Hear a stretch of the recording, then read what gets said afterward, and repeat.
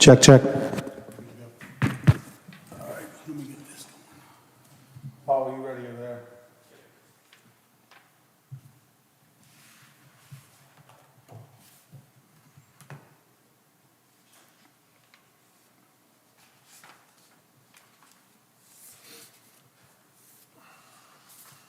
So we'll do a moment of silence.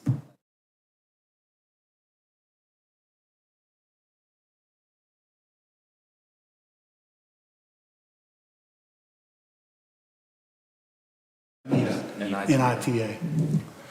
Yeah, she passed away Saturday morning. She was secretary, you say? She was secretary of the, like, she transcribed board meetings for years. Yeah. She was huge in the system when Mom was on. Like, Yeah. I knew Miss Bishop pretty. My dad talks a lot with her on Facebook. He was really upset.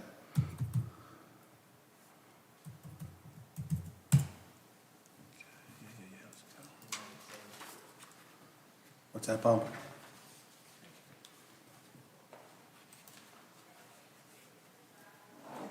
Much.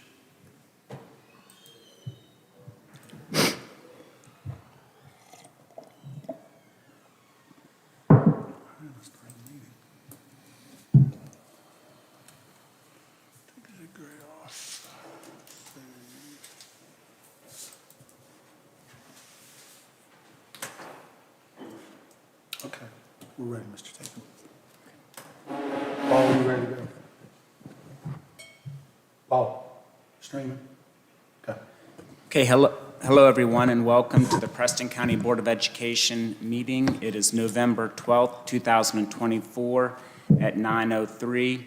I now call this meeting to order. We will have our moment of silence and Pledge of Allegiance at 10 o'clock when we continue with that portion of the meeting. Our first item of business is the expulsion diversion plan for student A. I request a motion to enter executive session for this expulsion hearing. I move. Moved by Shelley Miller, Second. second by Mr. Kisner. Is there any discussion regarding the motion for executive session? Okay, hearing none. Is this a Voice vote. voice vote? Okay, Ms. Miller, we'll start with you. Yes. Yes. Yes. Yes. Okay, it's 9:03. I'll go get the students and parents. Okay, we're now in executive session.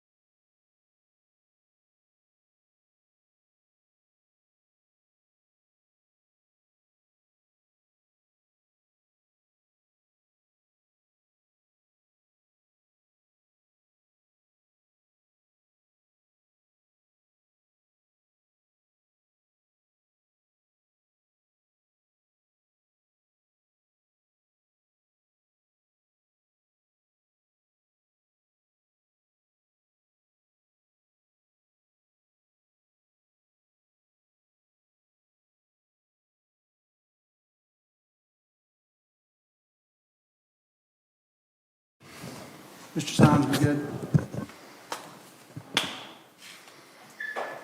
Okay, hello everyone, welcome. This meeting was called to order at approximately 9:02, and at 9:33 we entered recess until 10 o'clock.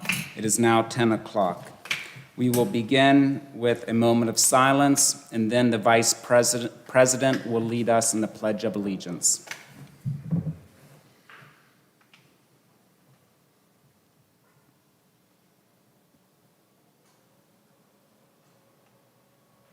You'll stand.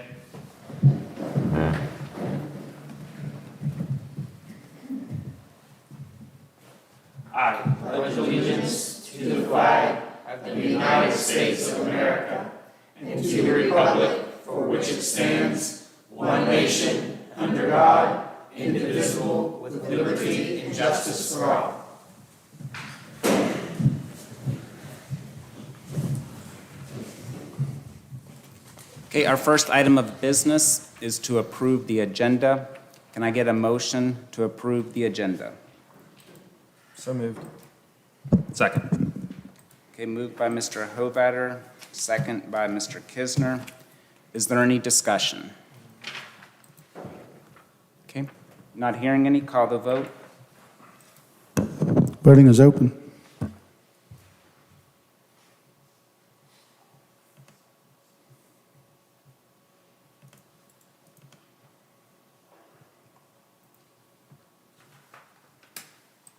Motion passes 4-0. Mr. Martin, before we move on to recognitions, I'd like to acknowledge that we had the passing of a longtime Board of Education employee, past employee. Nita Bishop passed away. She was a secretary for the board office, and she'll be sorely and solely missed. Thank you, Mr. Tatum. We will now move on to recognitions. Mr. Martin?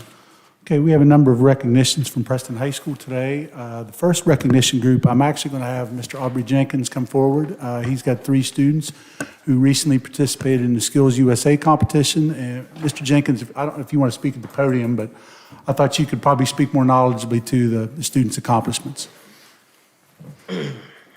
Yes, so this was the first time since I've been here that the students, we went to the West Virginia Skills USA Fall Conference, where the students had a chance to learn a lot about the framework of Skills USA and demonstrate their leadership skills and talk to all the state officers and stuff. And they all did good, and they all received their Statesman Award. That's great. Okay, so at this point, if we could have the 3 students come forward. They are Audrey Watring, Clayton Seipolt, and Cameron Graham Seipolt. If you could come forward to be recognized. And I appreciate Audrey sent me an email setting this up today, and I appreciate you taking the initiative. Oh, right up there across the front. And if we could give these students, along with Mr. Jenkins, a big round of applause.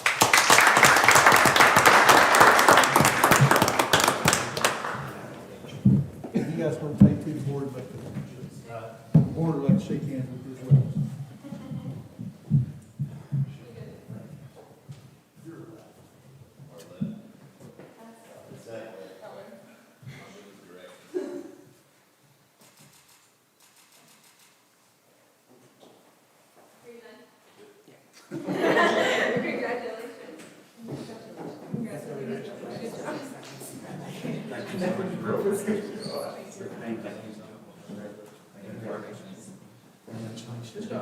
Yeah, if you guys want to follow in there real quick.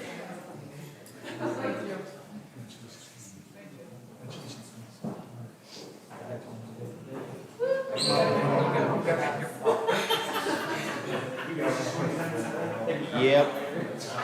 Any chance for, Mr. Kisner to get an extra photo out there?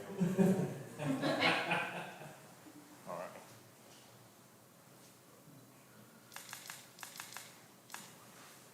Again, if we can give these students a big round of applause.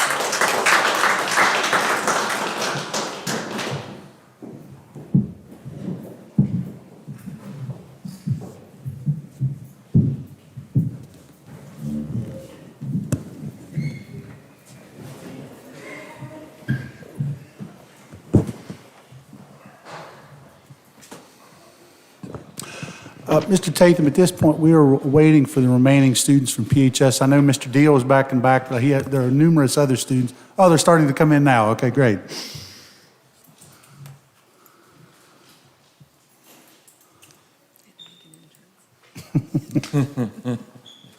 Everybody ready there, Mr. Martin? All right, you guys are on. Okay. Next, our next recognition group is the Preston High School girls cross-country team, along with boys team member Landon Griffith, along with head coach Paul Martin, assistant coach Paul Sines.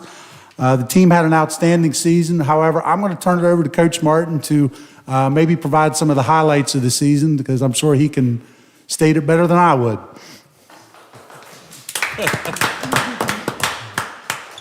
I think he's making fun of me, but anyway, an incredible season. Our goals every year are pretty much the same, and that's to win a conference championship in the Big Ten, qualify for states, and to finish in the top 3. That's always our goal.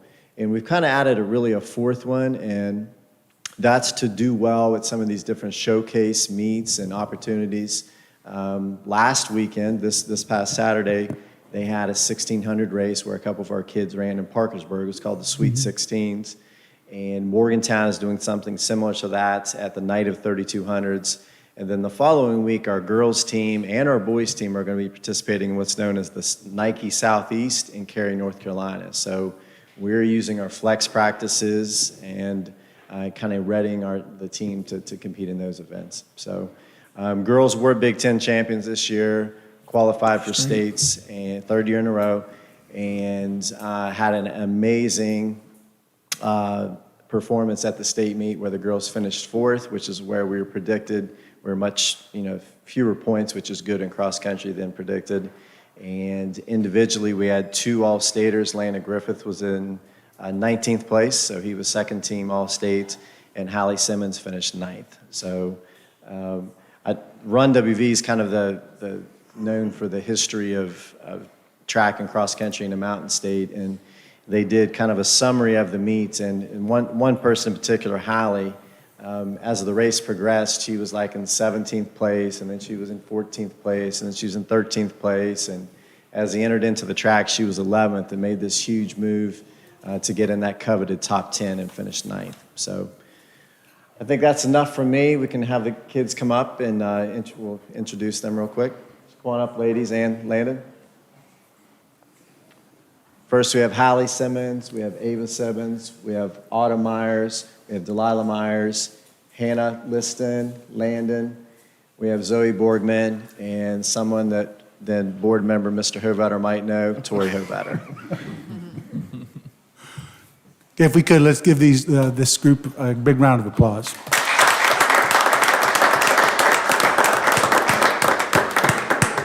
I want to mention Coach Sines. He is if there's a man that knows statistics, he definitely knows that. So Paul and I have been coaching for a lot of years together, probably more years than we both can count. And we actually had a volunteer assistant, Kylie Anisic, which was a multi-All-American at Edinburgh that joined our staff this year. So it's, I think the girls would agree. It was nice to have a lady's perspective as a coach too. So I'm super proud of him. I stated last Saturday with Landon's performance, the girls' performance, Hallie getting top 10, and my own daughter in her college conference getting all conference. It was the greatest day ever. So it was a great time, and I'm super proud of him. Okay. Coaches, you can get in the picture as well.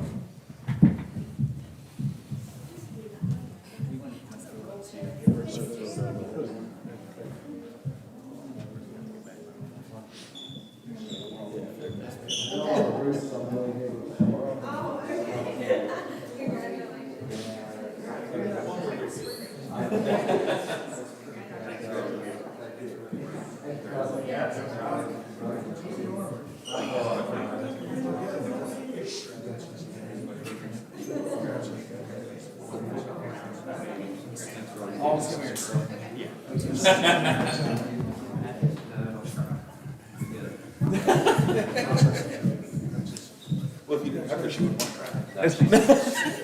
No, she would anyway. Shift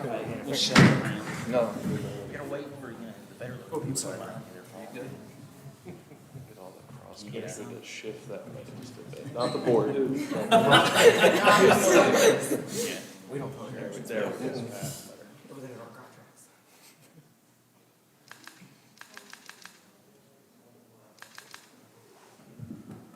Again, if we can give these guys a big round of applause. Great work.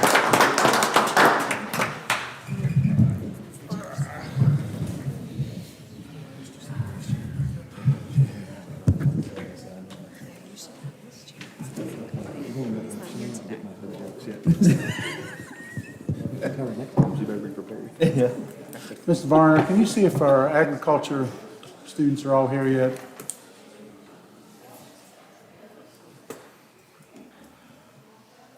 One moment, Mr. Tatham, we're just making sure everybody's here.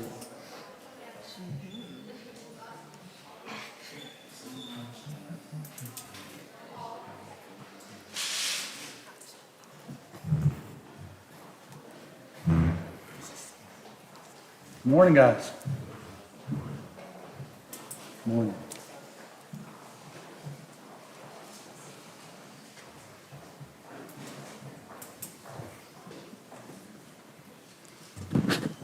So, Mr. Tatham, obviously, we have a large delegation of FFA and agriculture students from Preston High School. Their teachers and sponsors are here, Mrs. Samantha Funk and Mr. Terry Hauser, and I will turn it over to Mrs. Funk and Mr. Hauser to list off the numerous accomplishments of the students before us today. So, Mrs. Funk or Mr. Hauser, the mic's available there at the podium. So we're going to start with things that happened over the summer before we started. Oh, we can get you wireless, Mrs. Funk. Mrs. Funk, we'll get you wireless. I don't know if that comes out, but you, It'll pop out. Yeah, just pop it out. there you go. I think it's one. Yeah, you're one. Careful handing Mr. Hauser a mic. Okay, so we're going to start with some of our accomplishments that happened over the summer. So in July, we had 10 members receive the state FFA degree. So that is the highest award you can receive in West Virginia in FFA. So to win that award, you have to go through several applications and reviews. You have to have earned and invested $1,500 into your FFA projects. You have to have participated in at least 5 activities above the chapter level, as well as 25 community service hours. So, also here, they have to have performed at least 10 procedures of parliamentary law, given a 6-minute speech, served as a chapter officer or committee chairperson, and have a satisfactory scholastic record. So that would be Connor Gibson, Cordell Bolliard, Gavin Jennings, Abby Spade, Kirsten Reese, who's not here, Jesse Motes, Billy Estep, Tristan Smith, Katrina Harsh, and Emily Moreland. So if that was one of you guys, you can step forward.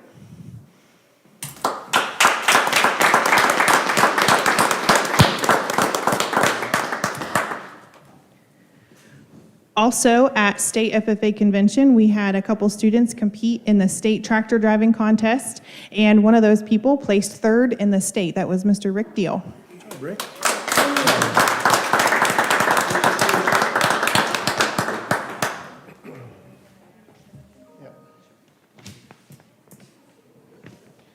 Next, I'm going to recognize our American FFA degree winners, which none are with us because they're either in college or working as we speak.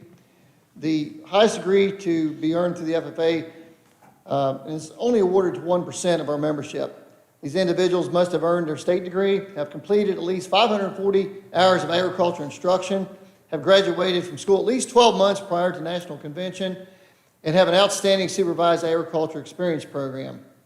They need to have earned and productively invested at least $10,000 and have a record of outstanding leadership and have participated in at least 50 hours of community service. Applications go before the State Board of Agriculture Teachers to be approved before they're forwarded on to the national level. Those students we'd like to recognize are Jimmy Peasley. And I'm just going to give you a little update on where these kids are at because it's kind of a reflection, I think, of the education they got here.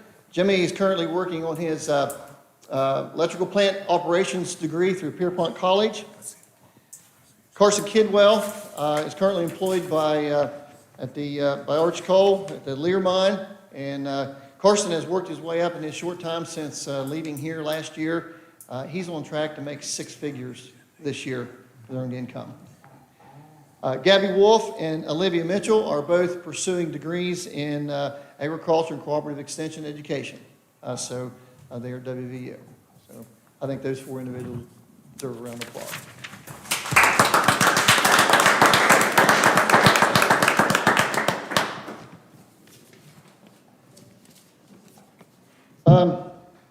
I guess one I'm particularly biased and proud of, my daughter Izzy was elected this summer at State Convention to serve as our state FFA secretary. And she's been spending her time when she's not in college going around to schools throughout the state doing leadership workshops. And then finally, a group I've had the pleasure of working with is our Ag Issues team, which earned the honor of winning the state competition and moving on to our national competition for Ag Issues. I just want to tell you a little bit about Ag Issues. A couple of you in this room have got to see other teams that we've worked with. But it consists of taking a controversial agricultural topic and presenting the pros and cons of it. We never arrive at a conclusion. It's for the audience to determine that. But we're required to do at least 5 public forums prior to the state contest. So we've had our students out at the Preston Memorial Hospital, and they did their skit before the staff there. They were county commissioners, Farm Bureau, Parks and Recreation. We did a presentation here for our HOSA group. And did I get them all, Julia? Seems like I'm missing one. There's an extensive portfolio that has to be submitted that also goes down there. But anyhow, their topic this year was raw milk, should sales be legal in West Virginia? And when we did the state contest, and that was a bill that was just passed this past February in our legislature, one of our lawmakers was a judge at our state contest, and he told the group that he learned more in the 15 minutes of their skit than he did the 6 weeks they discussed and debated that in Charleston in their legislative session. Impressive. So I was pretty tickled to hear that. They competed against 39 states at the national level. They earned the Silver Award, which basically, I think out of 39, puts us somewhere in the 17 to 21 bracket there. The competition was super, super close. I mean, we're talking half a point separated some of the placings. So I'm real proud of them. A lot of stuff to memorize, a lot of things to learn. But if you have questions about raw milk, good or bad, see these individuals, and I'm going to call them out. If you guys will step forward as I call your name. Two of our students have already graduated. Those are Sophia Serino and Izzy Hauser. Our seniors were Tristan Smith, who's not with us this morning, and Caden Hayes. And Caden kind of stepped in the last minute. We had a student that couldn't make it because of college responsibilities, so he had a lot of skit to learn in just a couple weeks. Julia Phillips, Brooklyn Castile, and Gabby Serena.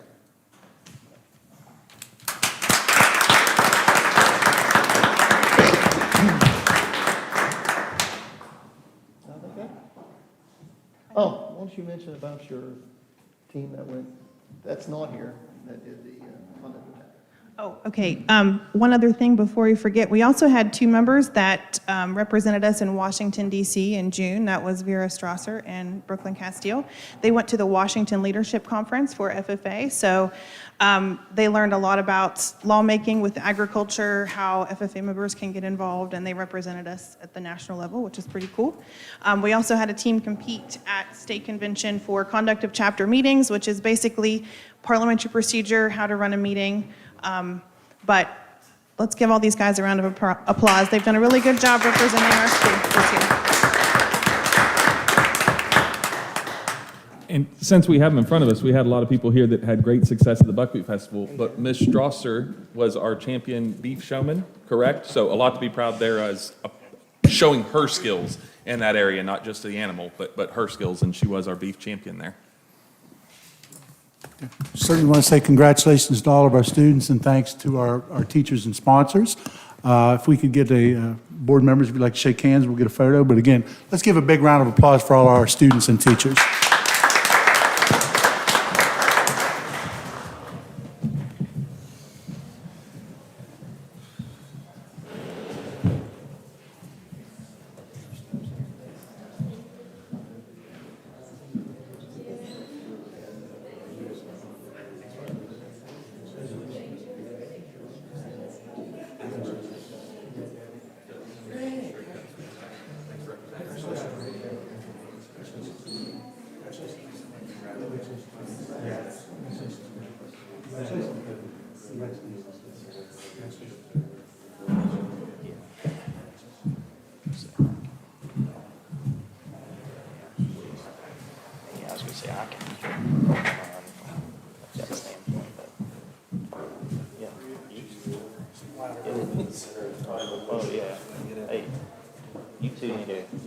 Yeah, see, that's something that works. Big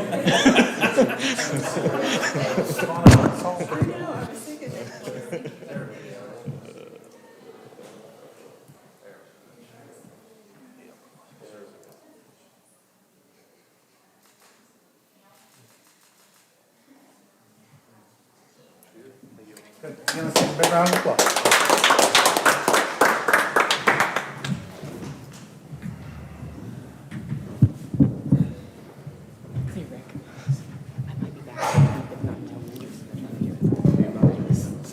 Brooklyn, if you'd like to go ahead and present while your FFA, I think they're leaving though.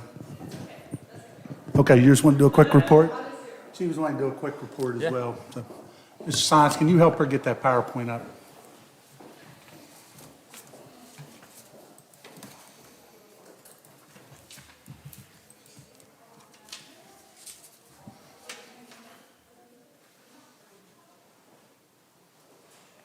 Let's get you a mic, Brooklyn.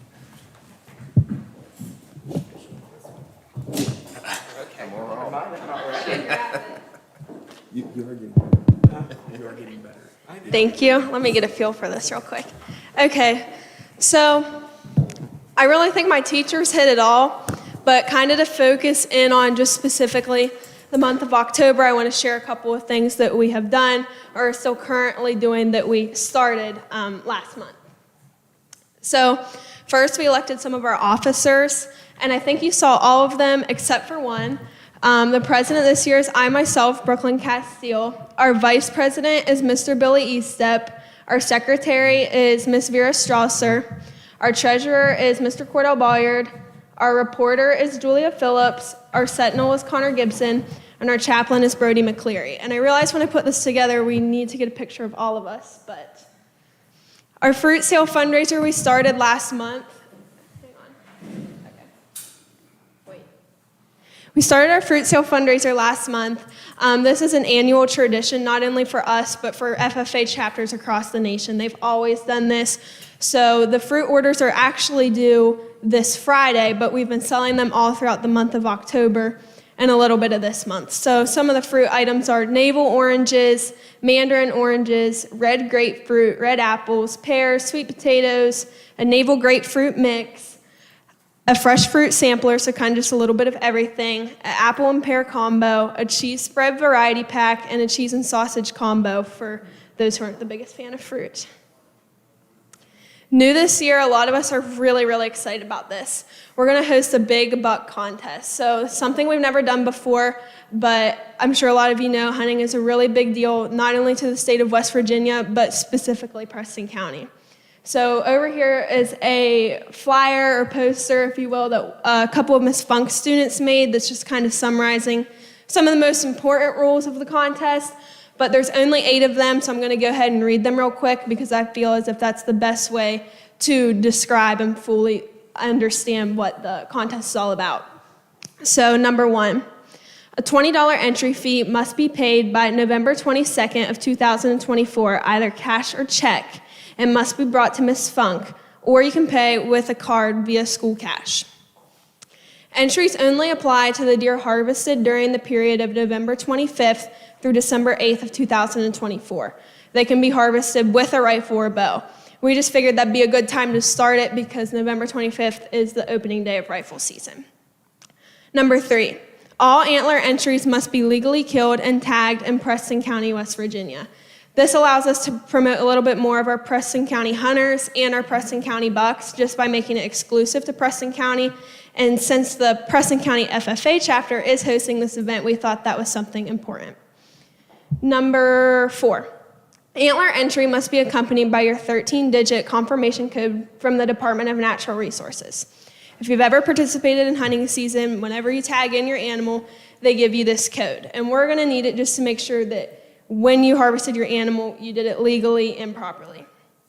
Number 5, antler entries will be scored using the Boone and Crockett scorecard. So I don't know a lot about scoring deer, but a lot of the boys in the chapter do, and they're very excited about it. But that is how we're going to determine the largest buck. So I think you measure in height and width and all around in certain ways. And the Boone and Crockett scorecard is just a standard scorecard that's used to determine the largest buck.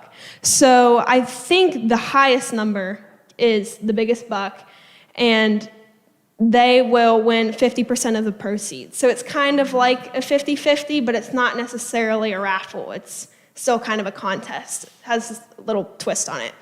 And there will be 2 check-in dates to get your antlers checked in and scored, which are either Monday, December 2nd from 3:30 to 6 p.m. or Monday, December 9th from 3:30 to 6 p.m. And we will announce the winner once all the entries have been checked in. And once again, the winner will receive 50% of the entries collected. And if you are the winner, you can either pick up your check or it can be mailed to you. And anyone is welcome to participate. So if there's any hunters in this room, please sign up. National Convention, which we talked about a lot just now. This was definitely the highlight of a lot of our months, but for a lot of members, it's the highlight of the year. So this was the out-of-state field trip that was approved, I believe, around 2 meetings ago.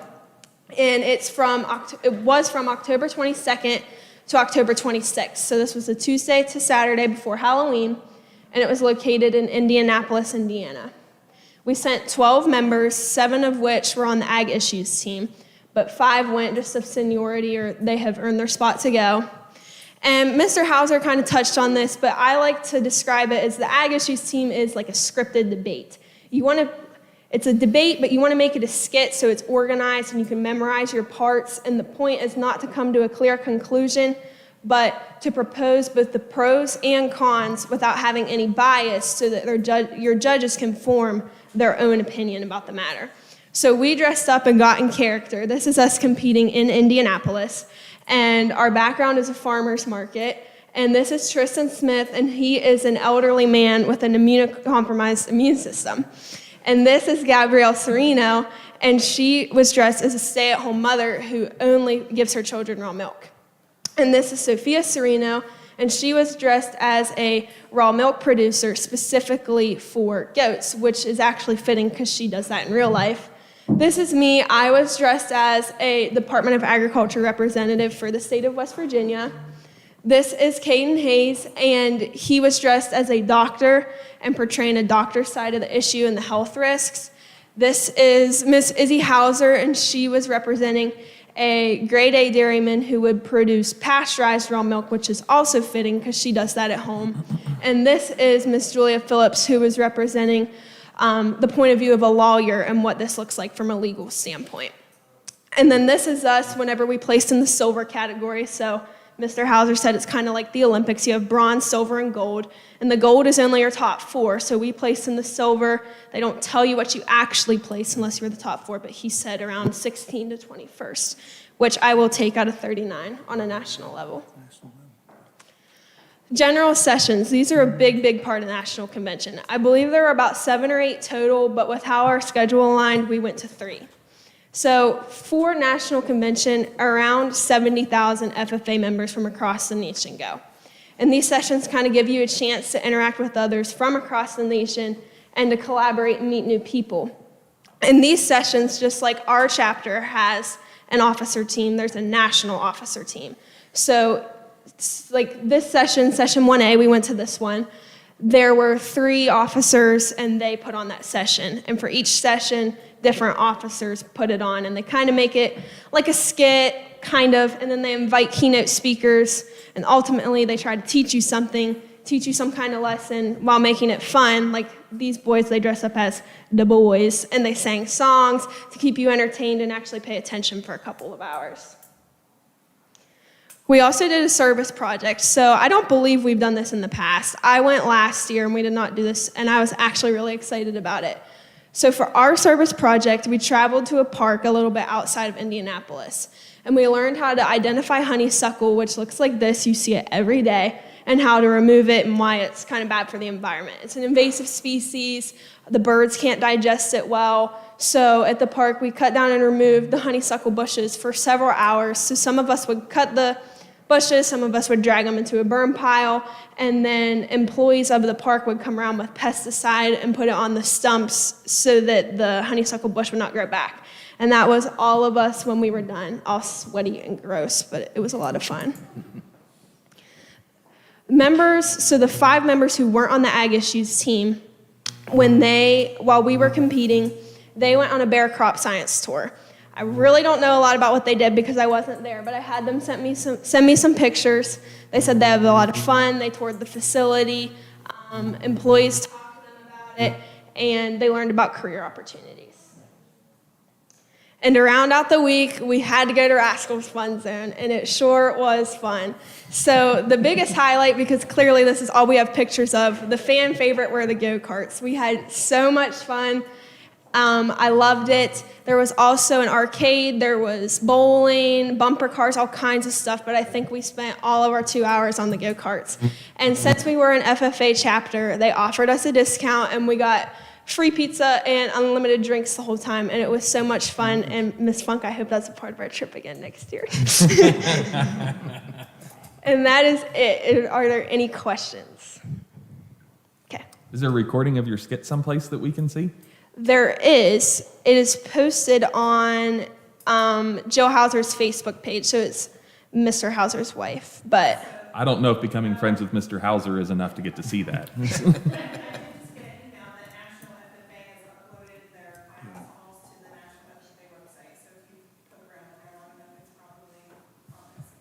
Yep. Anything else? Thank you. Thank you, Brooklyn.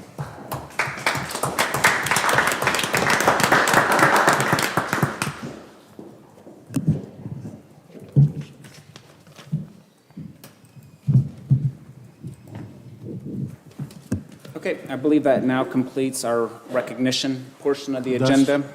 We now will move to the delegation citizen input portion. Unless there's the board is not agreeable, I recommend that we move to Rachel Arbogast first, since she's involving students. Is that correct, Yes. Mr. Martin? Yes, If sir. everyone's present. Okay, please.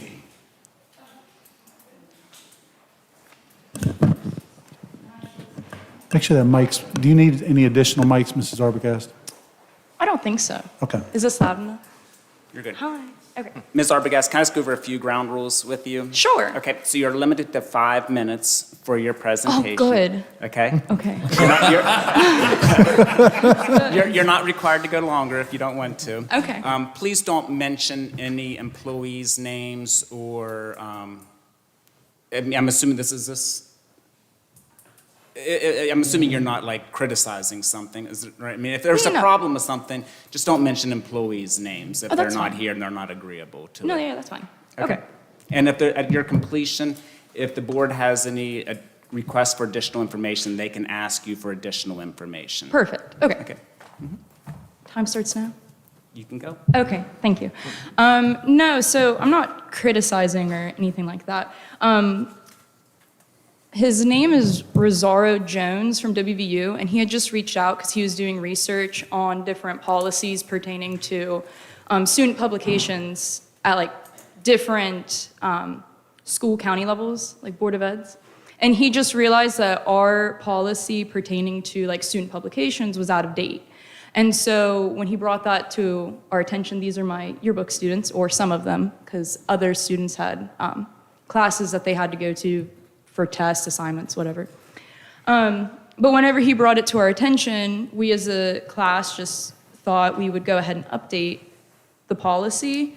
Of course, like, it needs to be approved by you all. And so we made copies of the old policy and then also attached the one that we updated. Would you like to see them? We made copies for everybody. Yes, please pass them.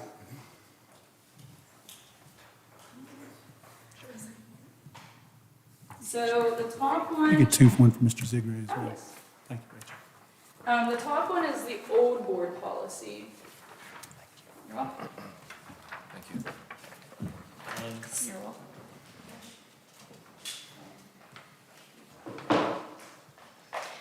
Anyway, so the top is the old board policy, and as you can see, it's a little short. It just leaves some information out, and then the updated version is about 3 pages. So in March of 2023, Governor Jim Justice passed a law pertaining to like student publications, and he essentially said that students are the ones that determine what goes into the student publications, and advisors and like school authorities can kind of like help them in those publications as long as like they follow certain guidelines, but we can't censor them, if that makes sense. And so we just kind of like added a little bit in, is all. I mean, that's it. We worked on this in class for about, what, 2 weeks or so? And then we're put on the board agenda, and here we are. Yeah, Okay. that's about it. Okay, so this item does not appear as an agenda item for us to discuss it at this point, so we're not going to interact discussing it, but we can request the superintendent to place it on the agenda for future Okay. discussion and action. Perfect. However, if board members want to request additional information while you're here, this would be a time that you can do so. Okay. So to clarify, the second or the last 3 pages, the new proposal Yes. was written by the students Yes, as a because proposal. they're the ones that it kind of pertains to, and they're the ones, like most of them they're all in your book, but most of them also are in the journalism class. And whenever we had the broadcast journalism class last year, which unfortunately is not here this year, a lot of them were in that as well. So like this is very kind of like near to them, you know? Thank you for taking the time and effort. Mr. Martin, I would request that this item is added to the next agenda for discussion by the board, please. Yes, now, what we'll likely do is review, legally vet, and this would have to go through for a formal adoption, we'll have to go through 2 readings. Yes, that's fine.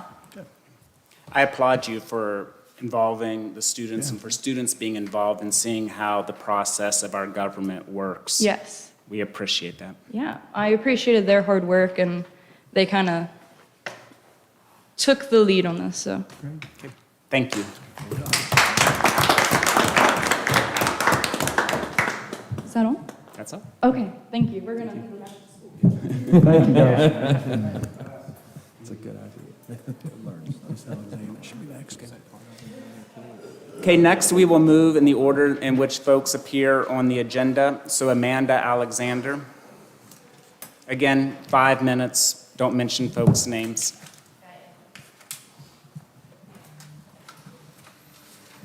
You tell me when you're ready. Good? Okay. So basically, this is just an update on the volunteer chaperone. I spoke to Mr. Martin, finally, the other week, and we discussed about still pushing that to the every 3 years with the training and the background checks. I did reach out to what will be the new incumbent sheriff in January. I am to talk to him hopefully soon. I'm going to talk to him about doing the same thing that Sheriff Fields had agreed to.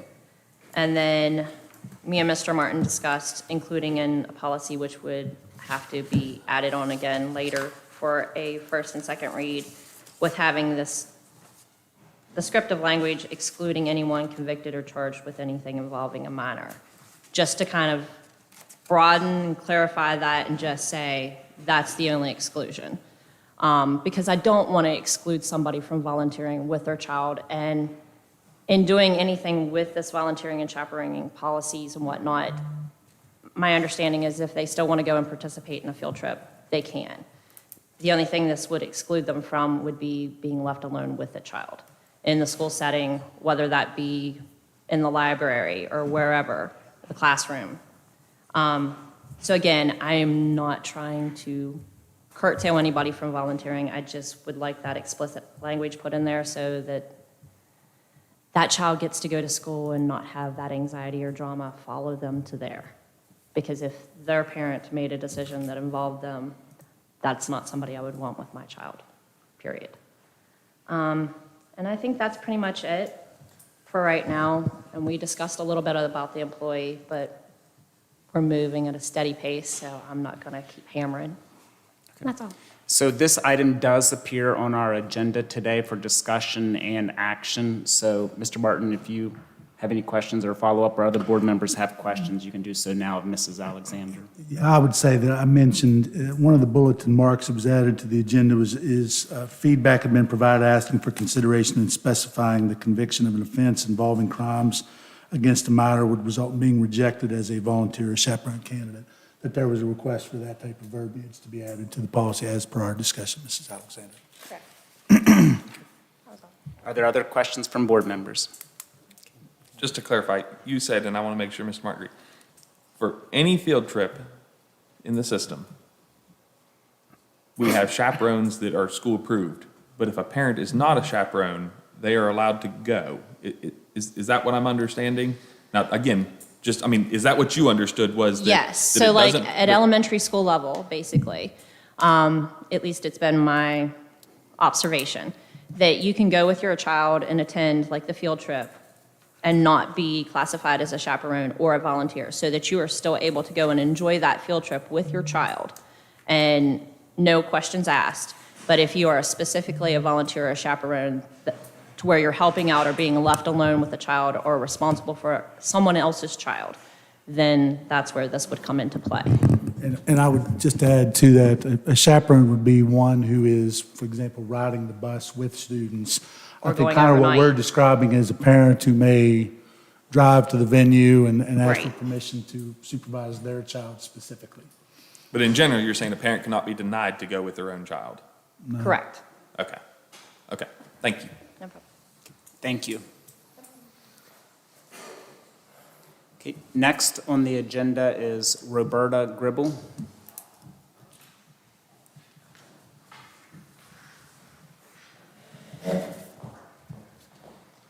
Okay, Ms. Gribble, I'll just repeat the same rules. You have 5 minutes to speak. Please do not mention student or employees' names. This is a stack of petitions. I only have one copy. It seemed like a waste of paper and ink to. Mrs. Gribble, we can make copies here that tell you, we'd like to enter into the public record, so we can make that arrangement. Okay. And unfortunately, I didn't realize that you kids would be here. I'm sorry I didn't make the copies. Maybe you guys would be able to share. Thank you. We have one board Actually- member not here. Okay. So this- we can let her look at that and then we'll put it to him. Just make sure we leave it. for- No, you're good. Is there a Oh, towel? Mr. Hobager's for now. Yeah, we'll share. Oh, sorry. You'll be good. Okay. I'm here representing the LSIC of Fellows Elementary School to ask you again to vote no to the closure of our school and to make a few more considerations. You can look at the petitions and see that those petitions were only out for a week and a half, maybe a little bit longer. Those are the amount of signatures that we got throughout the county supporting us, so I ask that you take a gander at that. Also, I feel like the feedback that I got from the folks that I spoke to, consolidation is not, it's very much a hot button issue, and I feel like right now with the school choice and that it's becoming even more of a hot button issue. I realize that people are making alternate decisions for their schooling,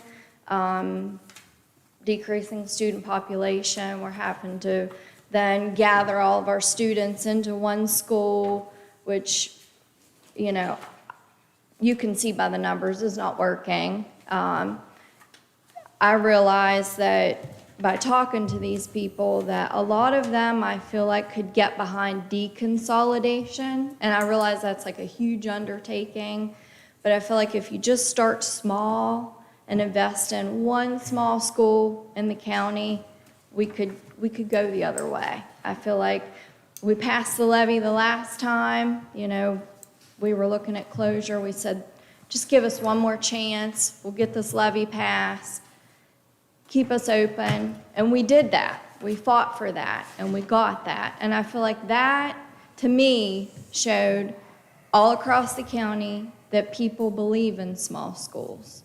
So that's where we're at with that. The second, behind my speech, which I'm not going in any order here, sorry about that, is a survey that we did. I was astounded to find out that when we lose students, we do not do an exit interview. I mean, I've spoken to several people and they've never heard from anybody. I can't wrap my mind around how if we're going to fix something, not taking the time to know what the problem is. So that's a big deal, I feel like, for you guys to follow up on. Let's see, that's a small scale. We sent that survey out to 4 micro schools. It was an underwhelming response. They just don't want to, I think once they go that far, they don't want to deal with it. So, I mean, you can look at our survey and see it was underwhelming, but what you can tell from that is that the size of classes, social issues, bullying issues, and I feel like all that goes hand in hand. I can draw the lines, hopefully you can. Smaller classes and smaller schools, you don't deal with that as much. So that's what that's in there for. The impact statement. So there's a line on there on page 8 that says it is not anticipated that the communities or their relationships with the schools will be significantly impacted by the proposed closures. I don't know where, I'm not sure where that comes from, because I can tell you it is going to significantly impact our community. But looking forward to, it's going to impact the relationship that we have with the school that we're going into. It already is. I'll email you guys separately on that.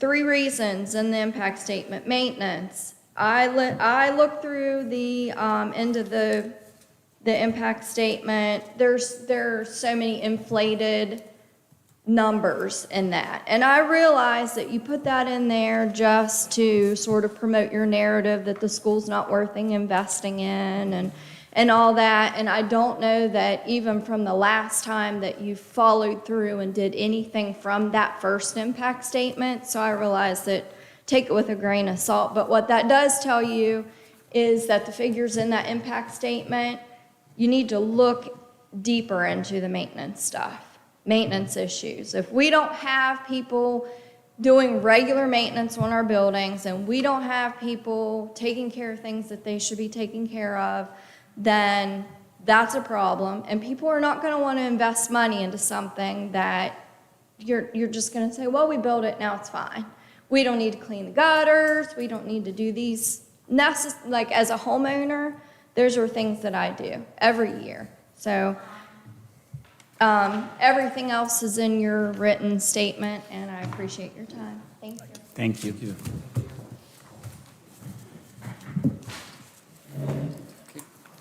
Mrs. Varner, could you see if Autumn and Kristen could get copies of these made so that Mrs. Gribble could retain her originals? Can you get a copy of this for Colson? Once again, this item does not appear on the agenda for discussion, so it's no deliberations. But if you have requests for additional information of Ms. Gribble, you may ask for board members. My only question is on the petition, do you have a tally? I didn't get to see it as you were. I didn't because I literally stopped at Tunnelton and grabbed a few and then was given more while I was here, so. And basically, you just covered the southern part of the county with that Pretty petition? much. We didn't get, it's been crazy on the farm and with things. So I have people that are willing to go deeper, but no, we did not. No, and nothing. I mean, against you'll Mr. see Cross, I just Terralta, was you'll paying see attention to it. Brewston, you'll see Kingwood. You'll see them all on there. Yeah. But there's just, it's not a concentrated. Not deliberation, but since I reviewed it, one of the things I did was count the pages. By my approximation, there are about 600, which is twice the count that's on her presentation, approximately 0.01% of the county. Mrs. Gribble, when you got that, like I said, that's just across all, we're getting copies made now. Okay. And just to remind you, the board will take up this matter on November 18th. At Correct. that board meeting, there is a delegation and citizen input portion where you can also sign up to speak like you did today. Okay. I didn't realize that. Yeah. Okay. Yeah, it's a public meeting, so folks are allowed to speak. So if you guys don't mind to look over, there's two really important things on there. let's- And it's, Yeah. okay. Got it. Thanks. Mrs. Gribble, anything you'd like uploaded though in advance of that meeting on the 18th, just please, we'll have a copy of the petition. If there's more though, just get that to me. Thank you, ma'am. Thank Okay, next for signups is Brian Poling. Okay. Mr. Poling, just same rules that everyone else, 5 minutes, no mentioning of I'll just get employees' basic names to the or point. students' names, okay? There's a couple issues I'd like to talk to you guys about. One, if you run for a board office and you say that you answer questions, you need to reply back to that person. There's several people that I've messaged on this board about this levy, never got a response. One, I'd like to know the total that you have involved in this last levy, even with the donations, because the donations is an expense. I'm totally against the levy. One, you guys didn't do your book work and your leg work on the first, like you did the first time. The second one, if it wasn't for Mrs. Hayes, nobody would have voted for it. I'm very disappointed in your board members, not the new ones, the older ones. You're not doing your job. Number two, I come into the school, I graduated in 1993. No college background, no nothing. I run $1 million business. I know what numbers are. You got the doors tore off in the bathroom. You should have them like light bulbs. If one comes off, you find out who damaged it. You come in the concourse area, all the cabinets are open where the trophies are. Legends. The concourse area, overgrown. You guys ain't doing your book work. It's easy to sit beside a desk. Get out there and talk to the community. If I had the money, I would love to see you guys shut down Fellows,ville because I would make it a private school. I would buy it. Anybody in their right mind knows a smaller school is a better school. You guys as athletic boosters is a joke. Pull up anybody else in this county and around the areas you can see it. They fund for coaches. They fund for all the events that you have to go to. As a business, I get people wanting to buy tickets for this, for that. Morgantown runs their athletic booster. They do a fall one that benefits all the kids. They do a spring one, it benefits all the kids. I'm not going to buy a ticket that supports a football team that doesn't support the FFA. You guys overlook the small things, and that's what hurts you. And the biggest issue is safety. Safety should have been taken care of day one. There shouldn't be one place on this campus where the camera's not at. Nobody even knew that I pulled in this morning. They didn't even ask my name here. They just opened the door and I come in. You guys should have metal detectors. Yes, for teachers to go through. It's 2024, guys. Is it going to take us to lose a kid to get the security? That's your main thing. Heck with the floors getting painted or the bleachers. Every teacher, every student, every employee should be safe here.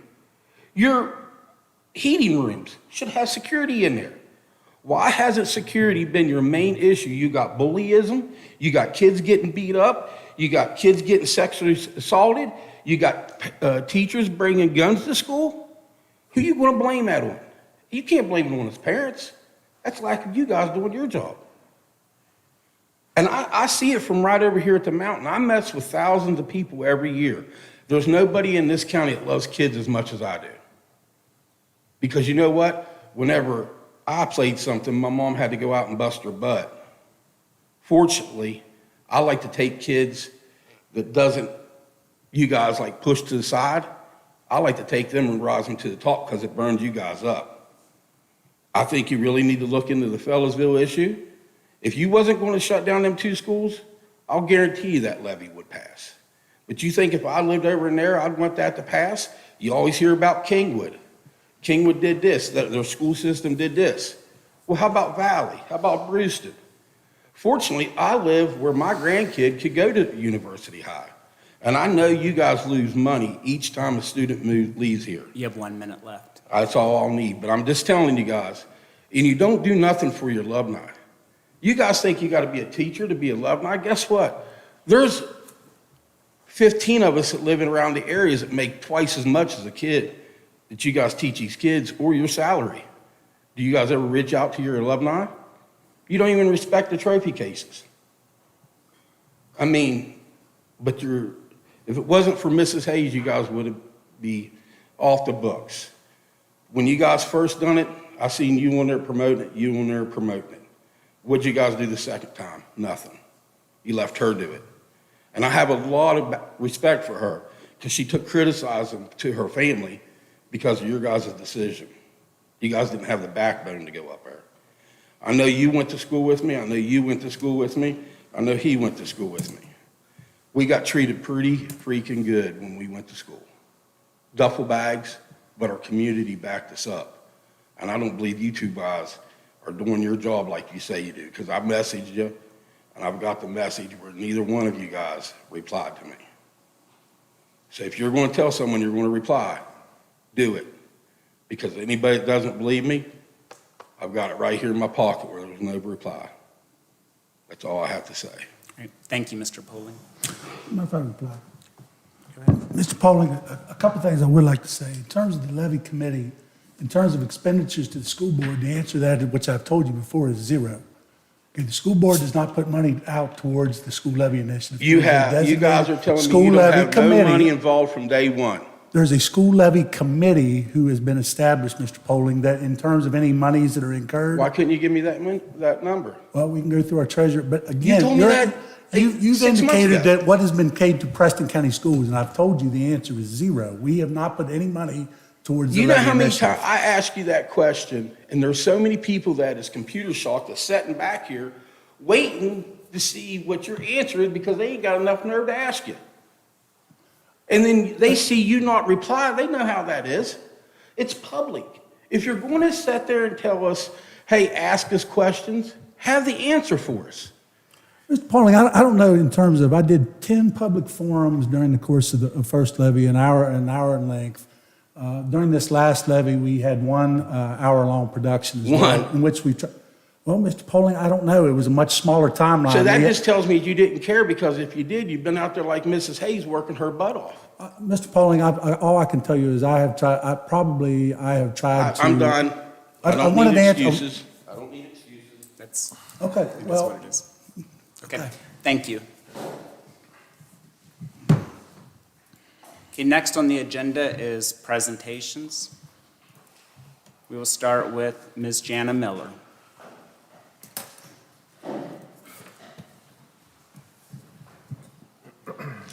Ms. Marner.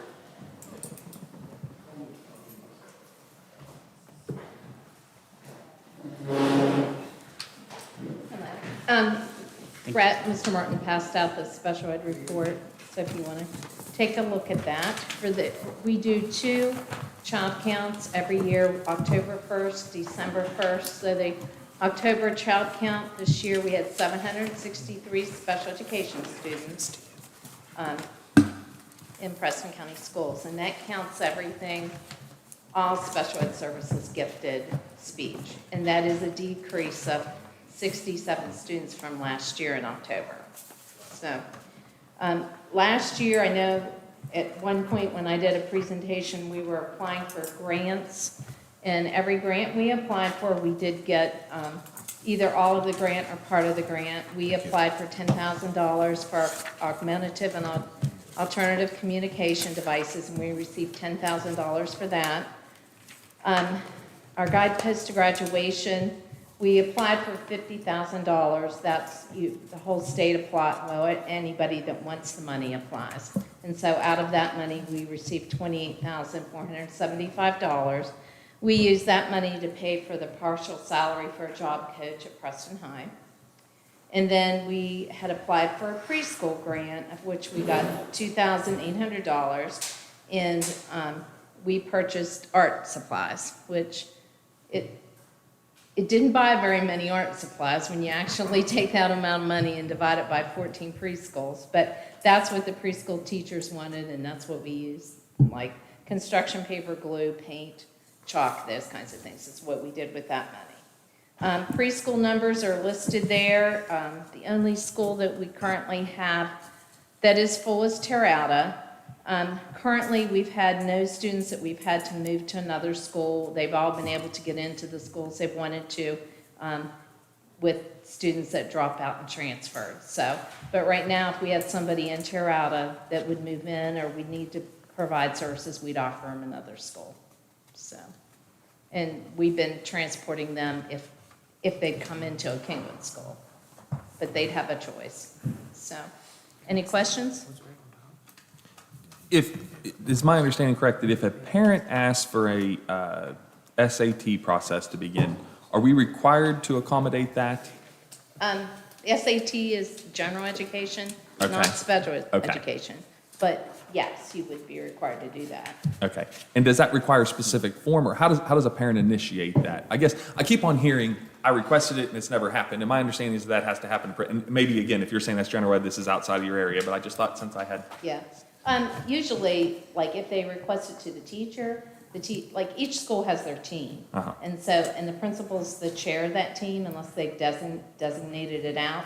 And so they would request it to their teacher. They should know how to schedule a meeting. The principal should know how to schedule a meeting. I mean, I get those calls a lot and we help schedule those meetings, even though, we help refer that student back. I contact the principal, contact the teachers, so. Okay. Thank you very much. Mhm. Thank you. Thank you. Okay, on the agenda, we have next Katrina Kurtsetter, but we're going to do that later on in the agenda. Okay, Katrina? We're going to do you later on in the agenda. Okay. Okay, next we will move on in our agenda to approval of the minutes for the October 28th, 2024 meeting. It's recommended that the board approve the minutes for the 10/28 meeting. Can I have that motion, please? So moved. Moved by Mr. Hovatter, Second. second by Mrs. Miller. Okay, discussion. Any correction or changes? So I'll congratulate y'all. You were able to do it 1 hour with me absent. That's not going to happen today. I'm here, among other reasons. But you did spend $1 million on buses in a matter of seconds without me. So, but the only comment that I would make I reviewed I listened to the meeting. Mr. Martin, just for clarification, this isn't in the minutes, but Mr. Tatham had said that we must, as a board, approve the checks of the school by state law. I'm under the impression that that is our own internal policy, that we approve those checks. Do you know? And again, just so that everybody. I was always under the impression, and just from general practice, that it was a requirement. I can find out the legalities of that. It is required. Okay. Okay, thank you. Okay. Any other questions or clarifications regarding the minutes? Okay, I'll call the vote.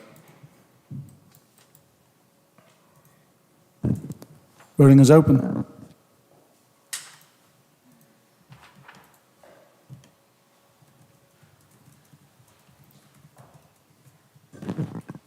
Motion passes 3-0 with one abstention. Okay, thank you. Next on the agenda is the after-school club approval for Libera. This is an action, discussion, and information item. It is recommended the board approve the Libera Club as a voluntary after-school club for the 2024-25 school year. Can I receive that motion? I move. Okay, Mrs. Miller makes the motion. Is there a second? Okay, I'll second the motion. Okay, the motion has been moved and seconded. We'll start with you, Mr. Martin, if you want to explain. Sure. So there's obviously been a desire, or it's been expressed that Libera has been a program that has been beneficial to female students at multiple district schools. However, specifically, there has been presentations from both the staff and parental standpoint advocating for Libera. I've received correspondence of support from PHS guidance and administration as well. The Libera, from the standpoint of requesting the MOU, was voted down at the September 23rd meeting. In communications with our legal counsel, one mechanism that was discussed was for the organization to pursue a potential club sponsorship rather than the in-day model that had been proposed back in late September. Club sponsorship would require, for example, teacher club sponsors, which we do have 2 faculty members at PHS who have indicated a willingness to serve in that capacity. In terms of the services provided, would be very similar in nature to what was proposed on the 23rd. However, the program would be offered in after-school hours, not in-day. In that instance, again, the other thing that is, again, parents would still be required to provide documentation, or not documentation, but permission for student participation as proposed in the meeting on the 23rd. Shuttle bus service would be available for students interested in participating. In terms of the layout of this, this was laid out in a similar fashion to a request that was placed at Aurora School last year, in which the Bible Club had requested permission to operate at the Aurora School during the last academic year. That club is continuing to operate. Based upon the fact, a question I received from one board member is, why would I bring up a club for approval? And I do think it's important, based upon the previous vote on the matter, I felt it should be something that would be reviewed and ultimately approved or turned down by the board as a whole, rather than just simply trying to push it through as a club sponsorship. This club would be established in conjunction with Preston County Schools Policy 11-24 and 11-25, which have been provided. A Libero program overview has also been provided for the board's review, along with confidential communications from Board Attorney Kim Croyle in regards to her legal opinion in regards to the discussion that was had during the course of the September 23rd meeting and the process of how this organization could work in a club setting versus the in-day model that was previously proposed. Okay. Discussion amongst the board. Is there a reason there's no representative from them here this time as there was in the original meeting? Mrs. Currents indicated she would love to have been here. She is, I think it was actually mentioned in terms of they would be presenting at a conference in California. She is actually out of the state right now and was unable to be here. If it's the desire for Mrs. Currents to provide input, one thing could be is this matter could be tabled to a future meeting in which we could get her scheduled here. That would also potentially allow for Mr. Zigray to weigh in on the matter as well.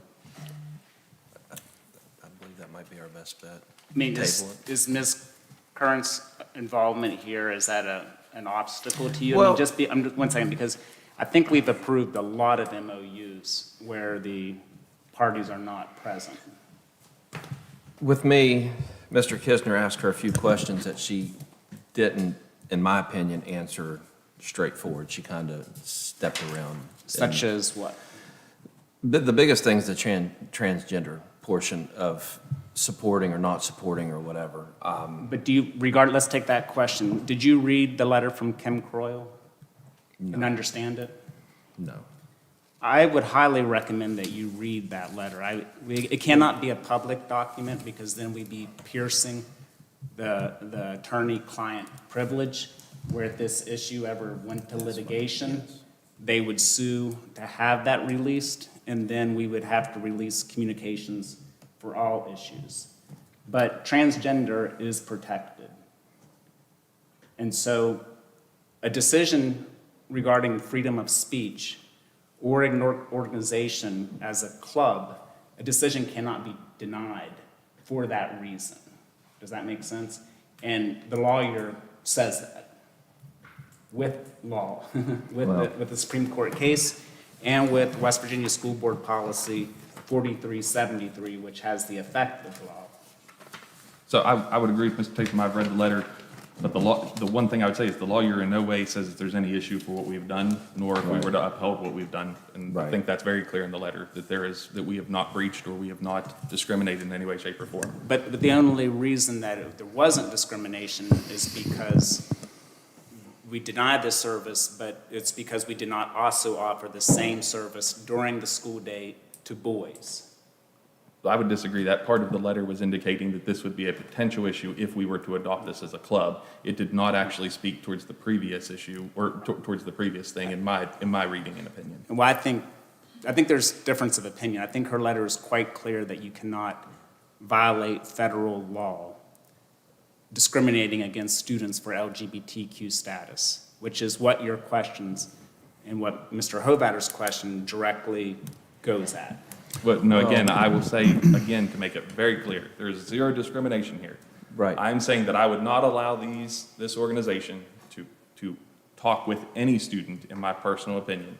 They have been intentionally, in my opinion, unclear, not answered direct questions. I will provide to you that they call themselves mentors, but when you ask them, they say all they do is listen. You cannot just listen and be a mentor. Those are in direct conflict. You say that you have to have parental permission before you talk with the students. Yet I have multiple parents that have told me that they were there to talk to students after a presentation without their permission yet. Like, there are a number of conflicting things. I personally I am opposed to tabling this. I think we have the information. We have what we need to know. They've told us what they're going to tell us and prepared to make a decision. And to follow up, I don't have an issue with that. I just want straightforward answers, because when I first read about this, I even looked at my wife and said, I believe my daughter could benefit from it. Okay, so I want to make quite clear, I just like straight answers, and my daughter sitting back here, she'd tell you that, I think she'd benefit from it too.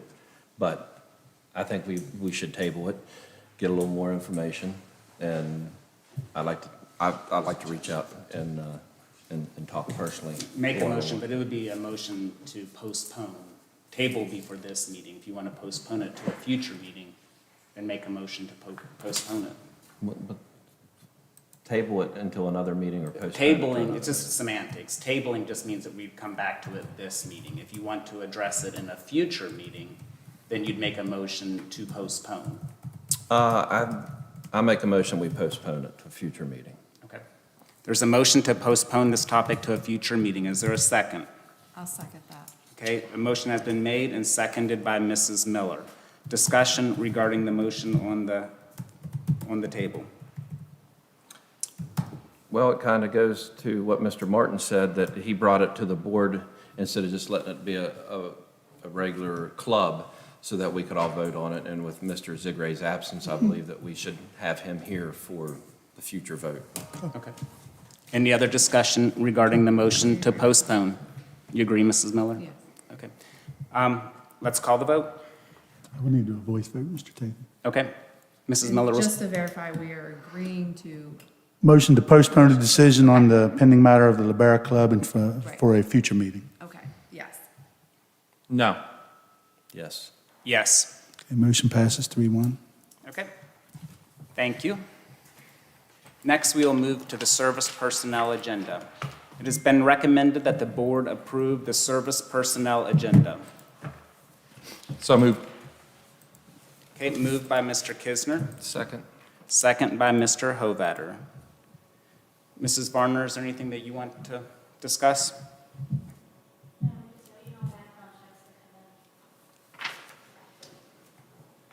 Okay. Mr. Martin? No, service agenda, there's not a ton on the service agenda, but I know Mrs. Varner has run multiple substitute classes for aides, for cooks, for custodians. Certainly, we have another number of candidates. It's just a matter of getting them through the process and getting those background checks back and having an opportunity to review them.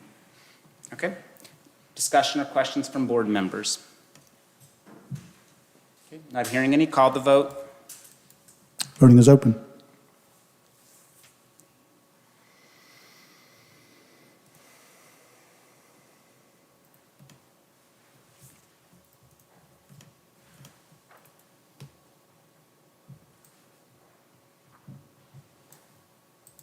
Motion passes 4-0.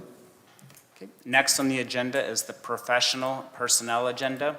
It's recommended that the board approve the professional agenda. Can I get a motion, please? So moved. Moved by Mr. Hovatter, Second. second by Mr. Kisner.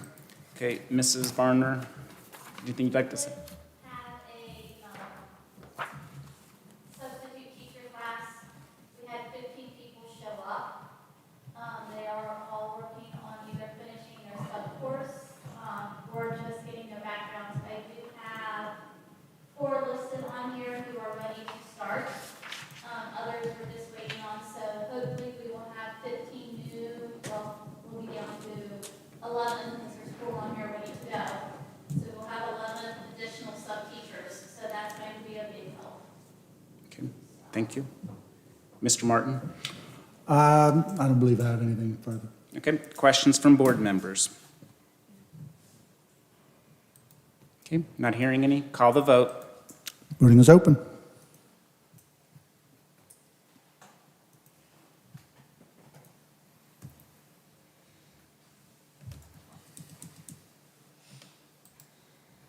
Motion passes 4-0. Okay, next on the agenda is the superintendent's report.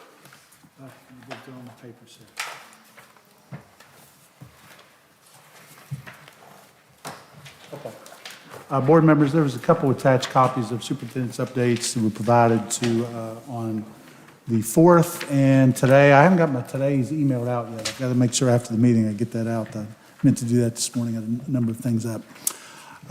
Did want to update the Preston High School did have a pup rally to welcome the new service dog in conjunction with the Friends with Paws program.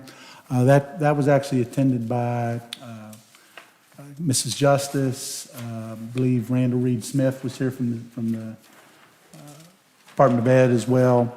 And it was a full school assembly. I believe Chester is becoming very much beloved at the school, working in conjunction with select student groups.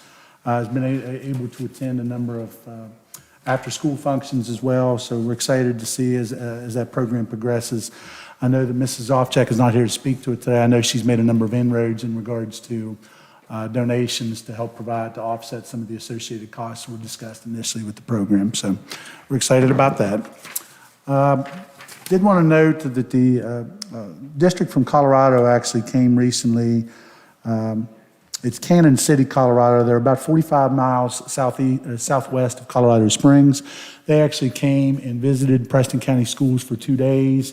I felt like, I was only able, unfortunately, I came down with illness on the next day, but I do feel that there was definitely mutual benefit. I felt that we were able to certainly learn quite a bit in terms of their procedures and processes. In particular, I was very impressed with in terms of how they packaged and communicated their school mission, their mission, and really felt like that was very ingrained in their processes and their practices, and something certainly we can work towards as well. They were able to visit multiple district schools. I believe they visited both Preston High School and Central Preston, and also Kingwood Elementary. And certainly this meeting was facilitated by ICLE. Some members of ICLE were in attendance as well, but I felt like we had a very productive discussion with the group on the first day they were here, and then the second day was devoted for school visitations. But we certainly appreciate our friends from Colorado coming and certainly sharing some of the things that they're doing well, and we wanted to try to do the same, and I do think it was a very mutually beneficial meeting between the two districts. Let's see. Did want to note that Preston County Schools had 18 winners of the Your Community Foundation Teacher Mini Grant Program. Those are $750 educator mini grants. We had winners from multiple schools. We had winners from Aurora, including Kathleen Klein and Claire Jones, Scott Fisher, Jennifer Short, and Kristen Sisler from Brewston, Sharia Singer, Joan Carr, and Brian Miller from Central Preston, Jenna Kircharts, Michelle Rodich, Tiffany Hardy, and Aubrey Watching, and Crystal McCoy from Preston High School, Carmen Hammonds and Tracy Reichenberg, and Melinda Schaefer from South Preston, Chris Urban from Terre East Preston, and Ellen Schubert from West Preston Schools. So a large number of winners and from a wide variety of our district schools. Certainly we appreciate the ongoing support of Your Community Foundation. I would love to be able to attend. Last year I was able to attend the awards banquet.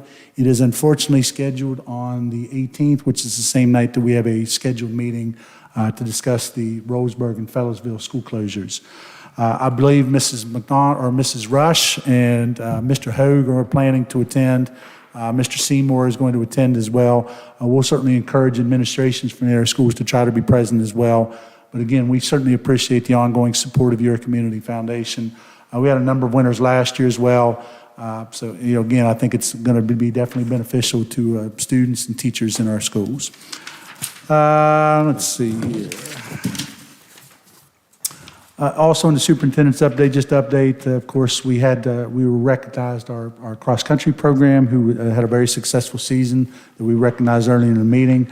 Board members, I also wanted to call to you we had some of the photos in regards to some of the Veterans Day programs that have been held around the county. I know Mr. Hovatter and I were personally able to attend the meeting, or the Veterans Day program at Fellows,ville. I thought the school did a great job. I was also able to attend the program at Brewston. I was hopeful to get to Terrauda. Unfortunately, I was not able to get to today. I know that Preston High School and West Preston today, I believe, were also holding programs. But these were some of the sights and sounds from programs around the county. I think it's very, very important that our schools, our teachers and staff, along with our students, recognize our veterans and certainly celebrate the commitment they've made to our country and beyond. So I really appreciate all the work that our schools have done on that behalf. You okay out there? I also have a number of updates from the Department of Education for the board's review. I have not updated, though, for anything that's come out today. That's why once I've finished with the board meeting today, we'll get those communications out and update any additional updates from the Department of Ed. In regards to an update on the proposed school closure process, just to reiterate, the impact statements and supporting data were delivered to the school locations on September 24th. Individual copies were provided to school principals and LSIC chairs at each impacted school location.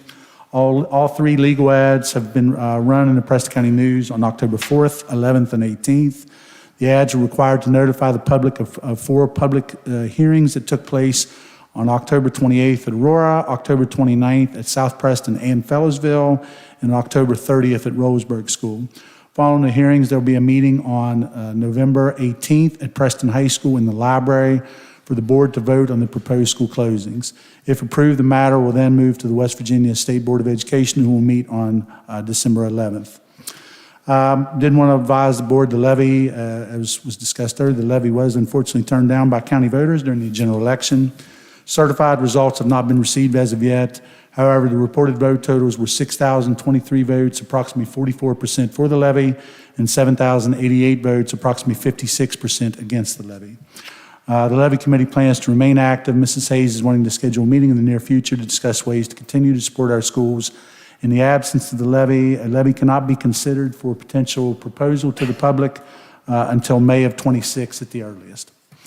Work has been finalized on the Preston High School secure entryway and exterior door project. The next major project will be put out to bid for the Kingwood Elementary secure entry and exterior door projects. It would be said these are devoted levy funds in conjunction with school building authority funds for the betterment and the safety and security of our schools, despite what was reported by Mr. Poling earlier in the meeting. The CTE store, retail store, the anticipated soft opening for the retail store is scheduled for Monday, December 2nd. We do have a grand opening. Board members, if you want to mark your calendars, we were hoping to do a December 16th ribbon cutting ceremony in advance of the board meeting at Central Preston. We'll get with the specifics and the time. We certainly want to have members of the media, Jacob, but we'd also like to have news media from Clarksburg, WDOY, WDTV, and I'll make efforts to also invite representatives from the Department of Education as well. During this week's principal meeting, principals will be receiving training from Dinsmore Law Counsel Mary Catherine Tuckwiller on the development of focused support plans and corrective action plans for employees in need of support and/or improvement. So that'll take place tomorrow afternoon. We are going to be moving into our second quarter data meetings. Will take place early in December. I know that I worked in conjunction with Mrs. Rush and Mrs. Layton in terms of development of the expectations that will be communicated to schools for those meetings, and that'll be communicated at tomorrow's principals meeting. Our next scheduled board meeting will be on Monday, November 18th at the Preston High School Library for consideration of the closure of Fellows,ville and Roseburg schools. Mr. Tatham, that's all I have at this time. Thank you. Is there any questions or comments from board members? Okay. Not hearing any? Thank you, Mr. Martin. Okay, thank you. Okay, next on the agenda is Preston County Schools Policy 10-13, School Volunteers and Chaperones. This is an action, discussion, and information item. It is recommended that the board approve the revisions to Preston County Schools Policy 10-13, School Volunteers and Chaperones, on second read and go into effect on July 1st, 2025. Can I get a motion, please? So moved. Moved by Mr. Kisner. Second. Second by Mr. Hovater, okay? Mr. Martin? Yeah, one thing I wanted to advise Mr. Tatham is, I also pulled pertinent policy that had been discussed at the meeting, I believe back on October 14th, in regard, at Terralta. This was in regards to, let me see if I can pull it. I have a copy of it here. Hold on. Policies R12-5-5 and R12-5-6. What that basically relates to is guidelines for curricular and extracurricular trips where county and/or leased vehicles are not being utilized, and the accompanied parental waiver of liability form. I just wanted to advise that pending approval of the school volunteer and chaperone policy, I would anticipate the need to make some changes to this policy in conjunction with that. That was something that was discussed back in the meeting on the 14th. That would certainly be forthcoming pending approval of 10-13 today. Okay. And the only other thing I would mention is within the feedback, I did want to reference in terms of Mrs. Alexander did ask for consideration in specifying that the conviction of an offense involving crimes against a minor would result in being rejected as a volunteer or chaperone candidate. I have no issue with inputting verbiage of that nature if the board is so inclined and feels that is necessary. I would say that through the review process that an issue of that nature would highly likely would screen them out irregardless. This can be added if it is feel that it is necessary by the board. I would say that if there's a disclosure or this comes up in a background check, this is likely going to result in exclusion of the individual as a volunteer or chaperone regardless. But again, if it's desired for that verbiage to be added in I can certainly add that based upon the board's input. That's all I have, Mr. So you're Chairman. basically saying it's already understood that that would be, I mean, to me, yes, if we were looking at a background check and an infraction of that nature came across, I mean, again, if we want that spelled out in black and white, that would absolutely result in their exclusion, that can be done. But I would say from a standpoint of our common practice, it would be screened out anyway. okay, thank you. Comments from board members? If I recall and understand correctly, Ms. Alexander's request, she would like anybody convicted or charged to be disqualified. I generally would say that I would not disqualify somebody who's been charged, but not, assuming that it was closed. But just to clarify, if I understand and recall the way she makes her request, she always includes both of those. I'm not opposed to, as Mr. Martin said, I'm not opposed to having it black and white that if you're charged, or that if you are convicted, that it's an automatic disqualification. But I don't believe I generally would go with charged. I think people do, unfortunately, get incorrectly charged at times. I would say that if this is something desired by the board, to me, I would consider this a cosmetic change to the existing policy that's been proposed on first and second read. I could come forth with a finalized version that to me would not require multiple reads on it if again, that is something desired by the board. Okay, other comments? Okay, not hearing any again, so this is a motion for approval on second read. It has been properly moved and seconded. Not hearing any other discussion, I'll call the vote. Voting is open.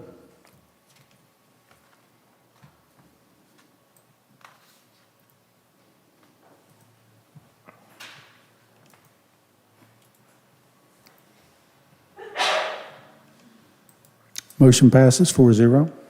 Thank you. Okay, next on the agenda is out-of-state field trips, and there's currently none submitted at this time. Next is chaperone volunteer list. This is an action item. Recommend that the board approves the chaperone list for Aurora School and volunteer list for Brewston School. Those documents are available in your public content folder. Okay, can I get a motion, please? So moved. Moved by Mr. Kisner. Second. Second by Mr. Hovater. Any discussion or questions?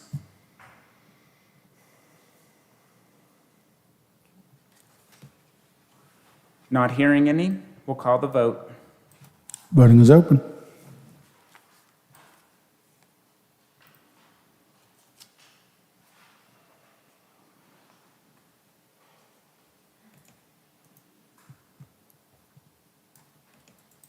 Motion passes 4-0. Okay, next on the agenda is professional meetings, but there are no meetings submitted for consideration. Next on the agenda is ongoing literacy discussions, but no information is available. However, Mr. Tatham, I would say, I don't know, Mrs. Rush, I don't know if you just would want to briefly just think, I know you had attended a training last week, maybe just quickly update on the recent training you received. You can come up to the mic if you would, Katie.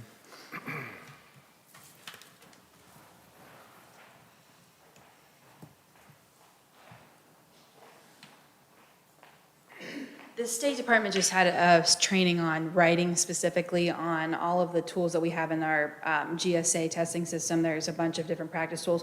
We're already using a lot of those, but it was good to see they change the names of them all the time, so it was good to get that information again. And then we had some instructional training in the afternoon. I went to that with Caitlin Newton, who's one of our instructional coaches. She's focusing on 3-5 for reading, K-5 for writing. That's one of her kind of specialties this year. So we attended that and got some good new information from that. Any other questions for me on that right now? I just finished my last MTSS SAT visit this morning at Brewston, so I've been visiting every school to discuss the new intervention procedures that we set up this year, and that's been going really well. That's the biggest thing I've been working on right now. Since you're there, I think on the ESSER check thing that we're going to approve later, that there was $36,000 of additional textbooks. I think it read in the memo, additional math textbooks. Does that sound right to you? Yeah, so we had a little miscommunication about the students who were 8th grade getting high school textbooks. So that was part of it. Also, our numbers were way off. I ordered the textbooks in July, and the numbers of students fluctuated dramatically. We also bought a bunch of extra ready math textbooks so that when a teacher has somebody come in, I can pull one off the shelf instead of having to order one, which takes 3 to 4 weeks. So we ended up needing a lot more than we initially thought. And those aren't going to change the length of the adoption. So I've kind of built up that like supply here so that next year I can buy exact numbers again, and I'll still have extras for when we have students move in, or if we have, a dog eats one, we've got some built up. Okay, thank you. Sorry, it was a lot for extras, and Yeah, thank you for the clarification. Usually, we buy textbooks for the length of the whole adoption, so we have a bunch kind of every year. We get some built up, but at the beginning of the adoption, we don't have any extras yet. So that's part of where that came from. Thank you. One thing too, Mr. Kisner, is we're having, building administrators are filling out a textbook attestation, I never can say that word, attestation, indicating receipt of textbook resources in reading, language arts, and math at each school location. You should have most of those. I have a bunch of them in a folder on my desk. Yep. So. thank you. Okay. Next on the agenda is a new course request at Preston High School. This is an action, discussion, and information item. It's recommended that the board approve the course standards for course number 3570, Music and Movies and Gaming. Can I please get a motion? So moved. Moved by Mr. Kisner. Is there second by Mr. Hovatter? Okay. Discussion, or Mr. Martin, did you want to give any? I just wanted to first? indicate that I'd received this pretty close to the timeline in terms of submission of the agenda. Mrs. Layton had made the request. She was hopeful to be at the meeting today, but she unfortunately is unable to be here today. So I don't have a ton of information. If you need maybe greater elaboration as to the specifics of and again, this is not a required course. This is a optional course for students as well. But just wanted to put that out there as a possibility. But in reading, Brenda, she indicated the course standards must be improved for this to be a possible course at PHS next year. So, go ahead. Is it ready, by your opinion, for approval at this point, or do we need to wait for more? No, I mean, what has been provided in the content section is specifically just the content standards associated with the course. And these just have to be approved if it's a course that we would choose to offer. Do you have any, this is an elective. Yes. with Mr. Seymour being here, I mean, do we have any concern, is there any reason not to?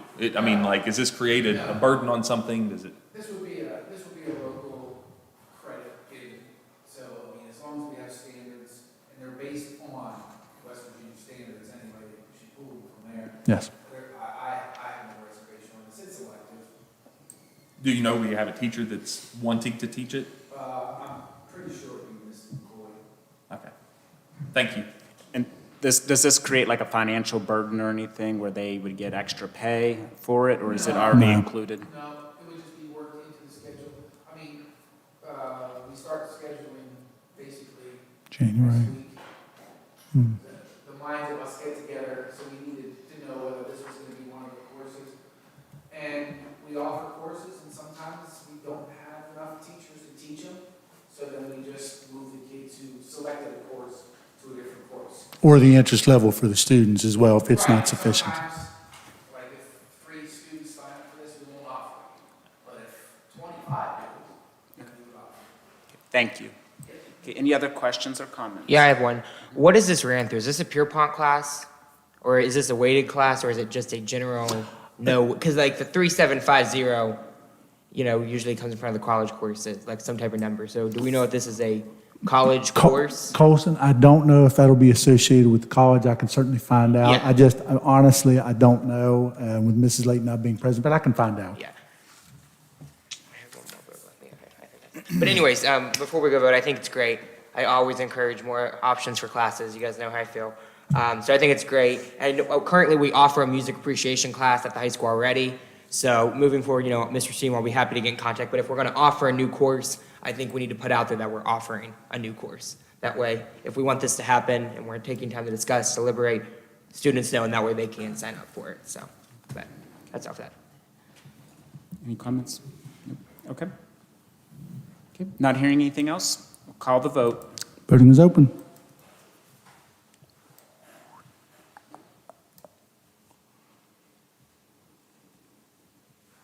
Oh, shoot, wait a minute.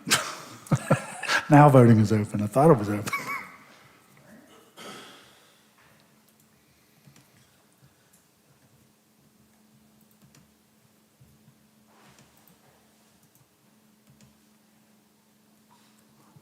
Motion passes 4-0. Thank you. Next on the agenda is contract review per policy 8200. However, there's no items for that. So next is the levy check report from October 28th, 2024. This is an information item, and that document is available in the public content folder. Is there any questions or comments?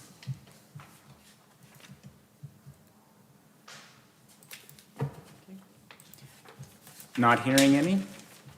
We'll move on to budget journal entries. The final title allocations with charter school changes. This is an action item. It's recommended that the board approve journal entries numbers 125 through 127 to make final adjustments related to charter school changes.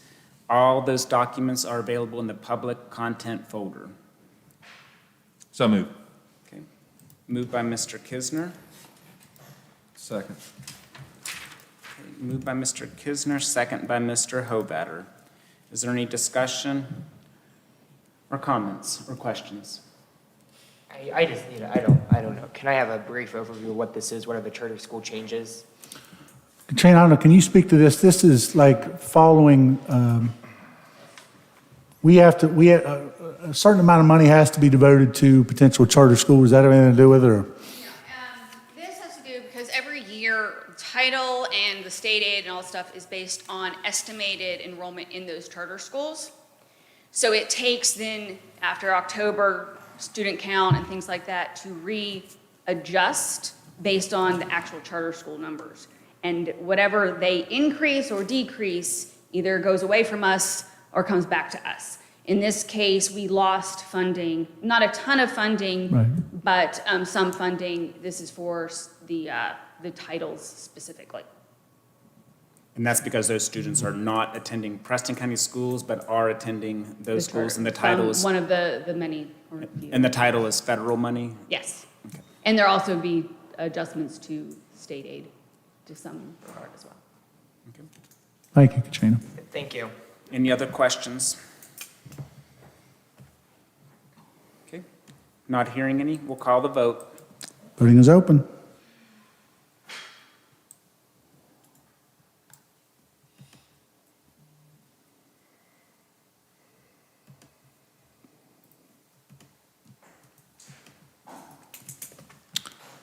Motion passes 4-0. Thank you. Okay, next on the agenda is the finance fall presentation. This is an information item.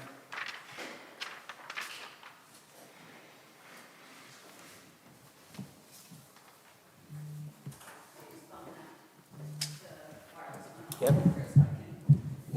Go for it. Ms. Kerstetter, just for the record, just please introduce yourself to everyone and your job title. I am Katrina Kerstetter, and I am the board treasurer and chief school business official. Been here for 14 years. Okay, what I'm going to go over is the results of the finalization of the last year's financial statements. The due date was September 30th, and ours was submitted to the state September 23rd. Currently, the state auditors have completed the school audits and haven't gotten the exact date when they'll be in here, but it will be soon, probably before the end of the month. But I haven't gotten an exact date. Okay, based on just this general overview of our financial situation, you can see I have the historical unrestricted balance for our county. Currently, this year, unaudited, is $14 million. I want to give the caveat that that is primarily due to the influx of COVID money that we've had for the last several years. So we've been able to shift what would have been county expenses to COVID to help offset. And that number will likely not stay there.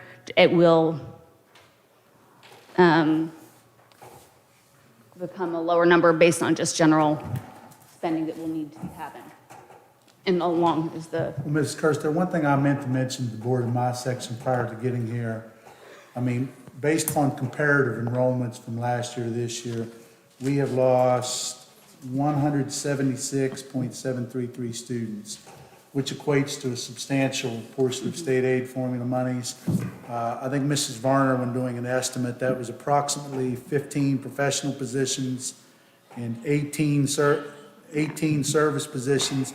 However, at this time, we are over on the service budget. So as Mrs. Kerstetter said, looks great here, but we are seeing substantial expenses that will be coming our way and a reduction in state aid formula and no longer seeing the federal ESSER monies available to us. Also, the levy helped obviously offset because, a lot of the construction or maintenance that we would have otherwise had on the county because they had to happen were able to be put towards the levy, and that will now come back to us. Such things as the lawn care and snow removal were always on county, but now, they was on the levy, and now it'll be back to county starting this year. You're talking anywhere from $50,000 to $80,000 apiece for those two services. So, the big expenses will start coming back. This is the breakdown of pretty much the balance sheet for just the general current. It's really the important, the others really don't have control over necessarily how they're spent or anything of that nature. Number got weird, but you can see the non-spendable has to do with retirement 2 sitting on our books that only can be spent for retirement 2 employees. So it sits there, but it's forfeitures. The restricted projects for our just county is 2.3. Those are, if we get grants, typically they are specific and restricted, but they're smaller grants. If we get some sort of project that a teacher signs up for is for like $1,500. That would be in that. Then you have the excess levy carryover of the 6.7. That primarily is between three big categories. You have construction still has a good bit in it, but obviously we're moving forward with the Kingwood and some other projects that it will get depleted as it ought to. And also, we do still have some funding left in teacher, classroom positions, and some program funding. That's where our three big categories are. The program was pretty much we allowed to offset because of COVID money. So that leaves the unassigned as the 15. Once again, as enrollment drops, that will be affected. That's where all those new expenses, not new expenses, but back to the county expenses will start coming out of. If there's any overages, that's where that has come out. So the unassigned did increase by $4 million, and the unrestricted fund without the encumbrances, which is pretty much just stuff that we already had POs for, but didn't get spent out until the current year. Is only 3.9. I always give this because it's interesting to me, maybe no one else. Child nutrition at the end of the year is not as really, and it's not for any county, as self-funded. We do have to transfer county money into this fund every year. As you can see, I do want to say that, FY22, we got a huge COVID specific for child nutrition money. So that's why it was so low and it looks very out of place. The other two offset years were also because of the supply chain money that we got as well from the federal government for child nutrition. But it's pretty much par for course as expenses go up for food and things of that nature. It's going to change. There's really no way to make that zero. It is what it is, but it is a big line item in our budget every year. Just want to kind of give you an idea of what it actually is. Point of important note, the unrestricted will change. I, for the second year, have been unable to get our sheriff's settlement documentation from the tax office. After many requests, I was slightly ghosted for a while. Had to contact the auditors to help. They actually did manage to get the one from last year in the 11th hour of my audit to put the numbers in for last year, 23. I still do not have 24. Most likely they will have to, they have people who obviously do county audits. They somehow get the information. But those numbers I used would have to have been FY22 numbers to input into this year's financial statements per the auditor's suggestion. And so once we get those numbers, it will affect the financial statements. I also am not getting any monthly reports from them to go along with our revenue from taxes. So I'm having a bit of an issue, but I wanted to make you aware of that because it is making some uncomfortable situations for us. Have you contacted the county commission? I mean, I understand that it's supposed to come from the sheriff's department, but they report to the I county have commission contacted directly. the sheriff because he controls, and I have not heard anything. So, and I have contacted them. They're aware. They will not supply it to me because they do not have it, I believe. So they're having some internal issues. This is pretty much just your upcoming calendar of the Fund of Finance. The audit will occur between December. It is due by the end of March from the auditors. Then in February or before, honestly, we start the budget for next year. Then we do the proposed levy rates in March. April is our special meeting for the last 5 minutes to set those rates. May is when the budget is due. It's when we have the hearing and such. And then June is when I do the final budget journal entries to get everything set up for that year's audit. And then again in July through September is the financial statements season. So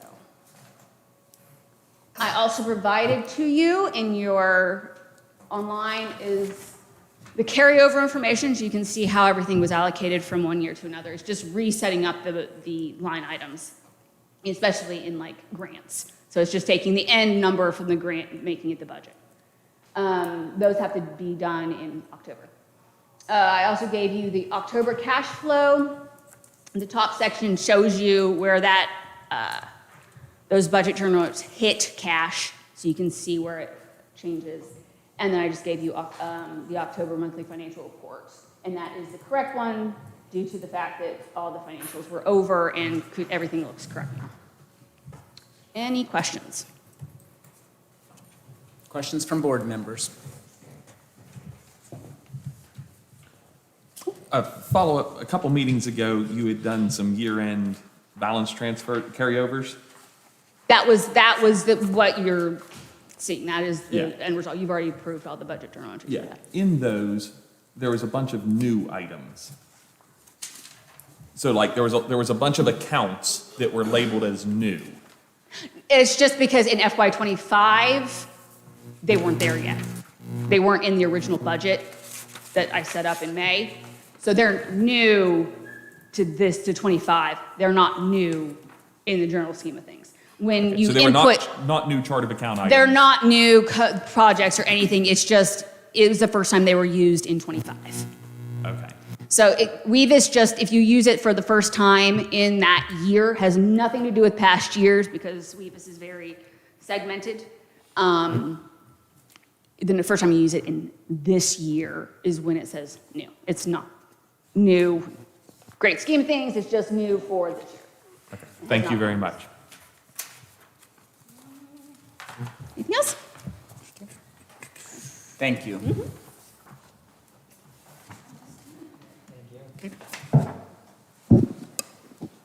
Next on the agenda item is budget journal entries 121, 122, and 124. This is an action item. It's recommended that the board approve budget journal entries 121, 122, and 124.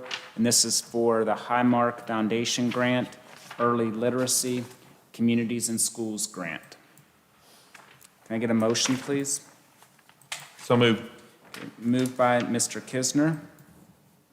Second. Second by Mr. Hovatter. Okay, is there any discussion or additional information? So there was $35,000 from the communities and schools. Is that one of multiple payments in the year, or is that the total year? That is making the adjustment from when we did the budget back in May. It was put in because there's salaries in there, so I tend to set the budget, to attach the salaries to. It was higher than what we were getting. So that 35 decreases it down to the appropriate number. So it's not really, it's making it the correct amount for this year. Okay, thank you. Other questions or comments? Not hearing any, call the vote. Voting is open.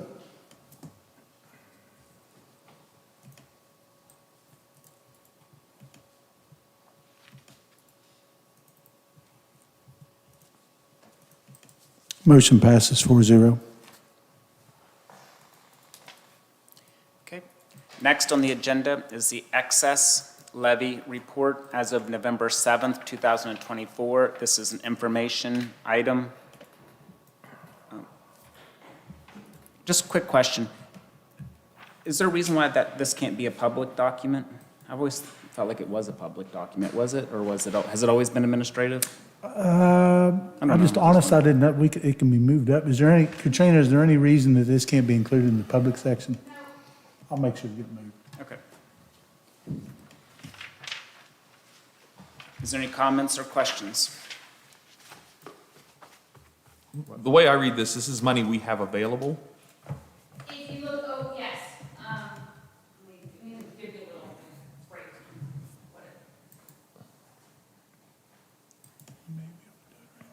top section is all the revenue that we have received. Okay, that's completely received. If you look 25, we still get money in. We'll keep getting small amounts of money in for the next couple years, actually. For people that are paying late. Yeah, it's for, whole gamut of things, yeah. Because, obviously, this year, we've got 110,000 already. Yeah, it's just whatever still funnels through. But then the second line is all the expenses for each year, including the current.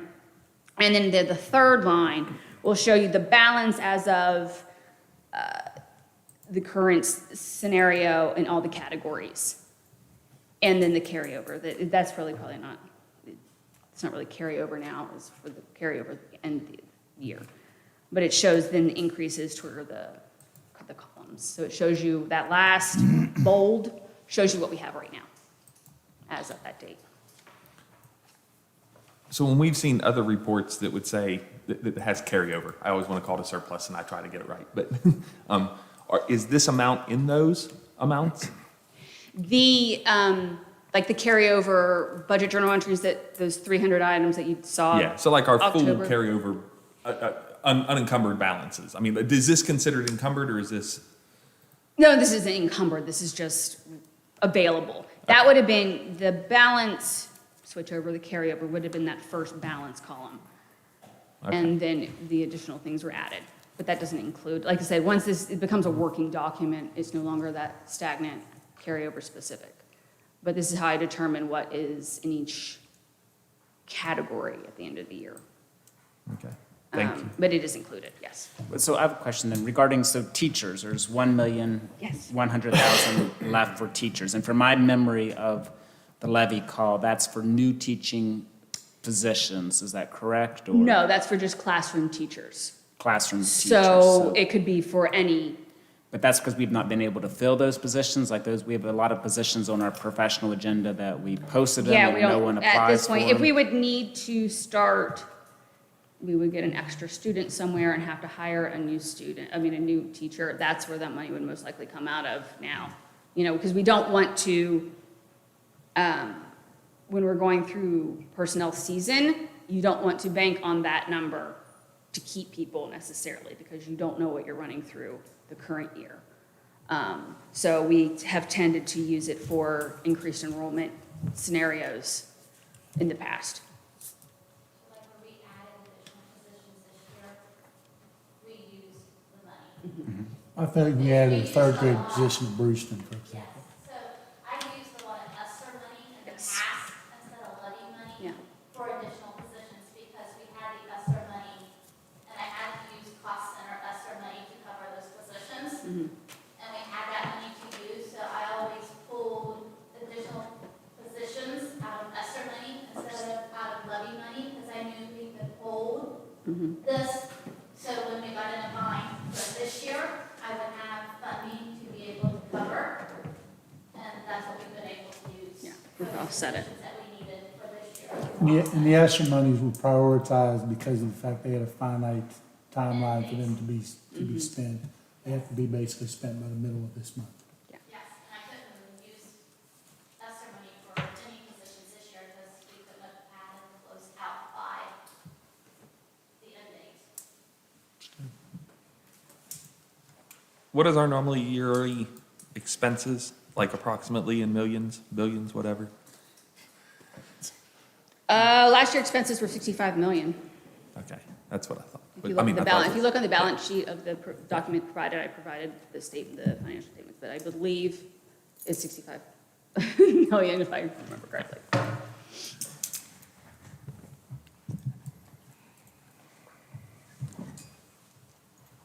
Yeah, if we can get that posted to public Sure. documents. As soon as we for the put, I public. can't do it in meeting, but as soon as we finish out, I can Thank you, shift that. Mrs. Miller. Okay, next on the agenda is schedule of checks to be written. This is for ESSER funds. This is an action item. It's recommended that the board approve the schedule of checks to be written, and those are available in your public content folders. Is there a motion to approve? So moved. Moved by Mr. Kisner, Second. second by Mr. Hovatter. Okay, discussions. Mr. Martin, there's not an unredacted portion of Register 48 made available to us. That does not affect my ability to vote today, but probably should be added to board docs. I see what you're saying. There's a redacted, but not an unredacted. Yeah, for the Okay. 48. I'll have to speak with Mrs. Fike on that. And then I think we've been doing our schedule of checks in Excel the past couple meetings. I wasn't at the most recent one, but yeah. But that is, I mean, again, if it's possible. Now, again, if that's a ton of extra work, I completely understand, but that had been very successful, making it a lot easier to review. Is it okay to do that, Ms. Kurtzetter? Is it easy? Carla, we had to do this one about 4 times to get everything on the agenda because it was important that it got approved today. Because it is due. But like generally speaking, is an Excel document? Is I that- don't run that, so I believe she's just doing it instead of a PDF, she's running it as an Excel. I don't, just might have just hit the wrong one, which is wrong. Okay.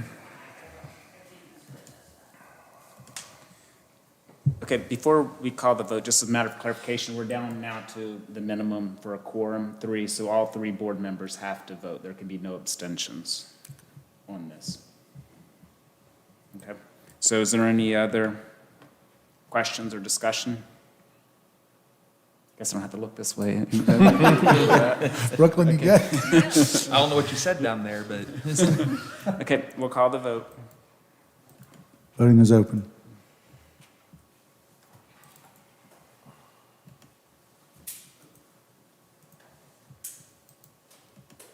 Motion passes 3-0 with 1 board member not present at the time of vote. Next on the agenda is the schedule of checks to be written. This is an action item. It's recommended that the board approve the schedule of checks to be written. Is there a motion? So moved. Moved by Mr. Kisner. Second. Second by Mr. Hobatter. Comments and discussion?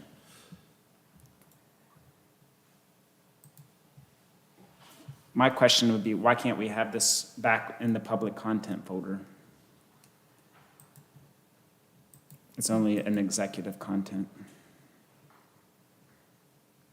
Again, there's no reason it's down there, is there? I'll get it moved. I apologize, Mr. Tatham, it was an I oversight. understand it's a force from the past, but, okay. But we'll do that retroactively. Yeah, I mean, as soon as the meeting's over, I just can't do it in meeting, but I That's have to get fine. all this stuff moved. We had the one item there, and then I think I need to speak to Mrs. Fike about an unredacted that Mr. Kisner had referenced earlier. Okay. Any comments or questions then? Regarding the schedule. Okay, call the vote. Voting is open.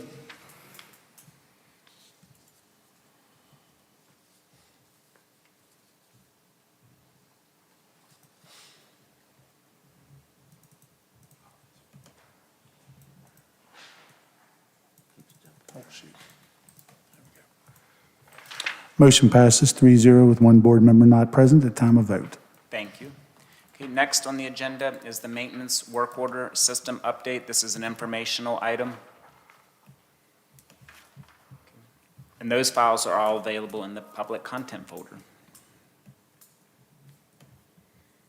Any discussion? I have a question. I've had it, this day.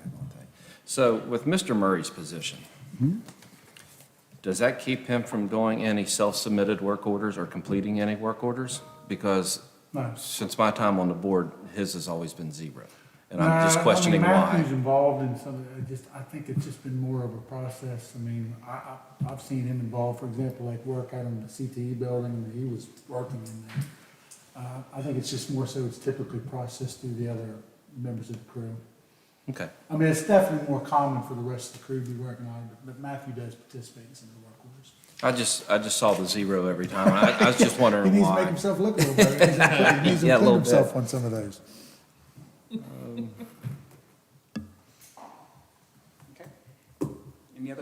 Anything else, Mr. Hobatter? Student board reps? Anything regarding maintenance? Okay. All right, thank you. All right.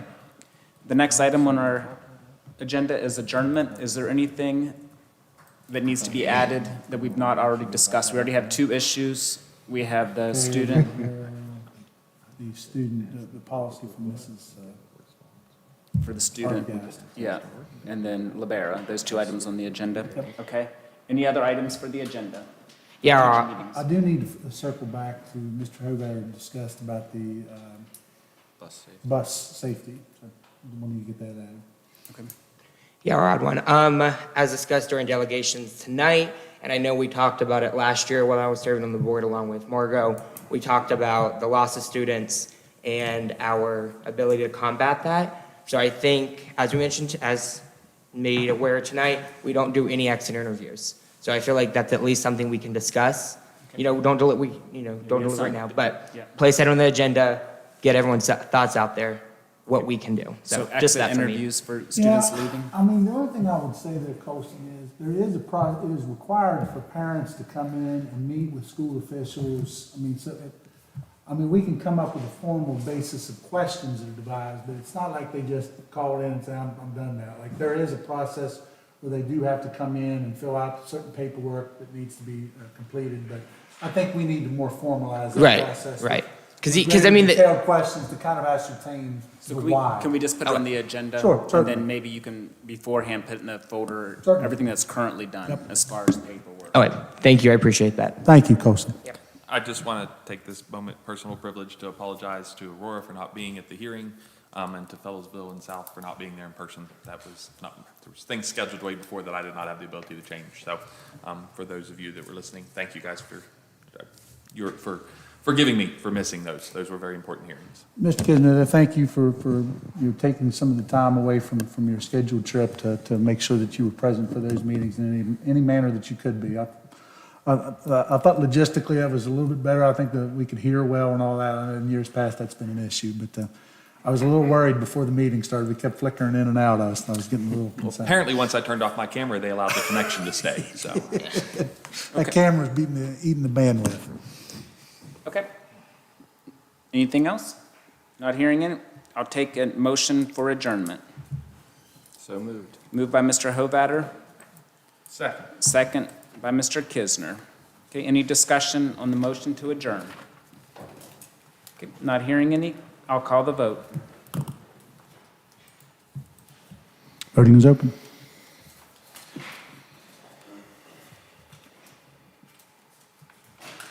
Oh, I thought it was open.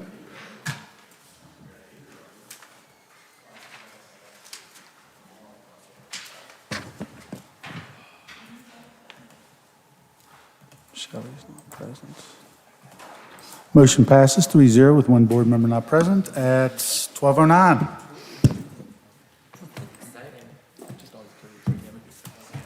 Colson, Bruckman, you guys actually get to go have lunch today. Just missed Mark. There's been years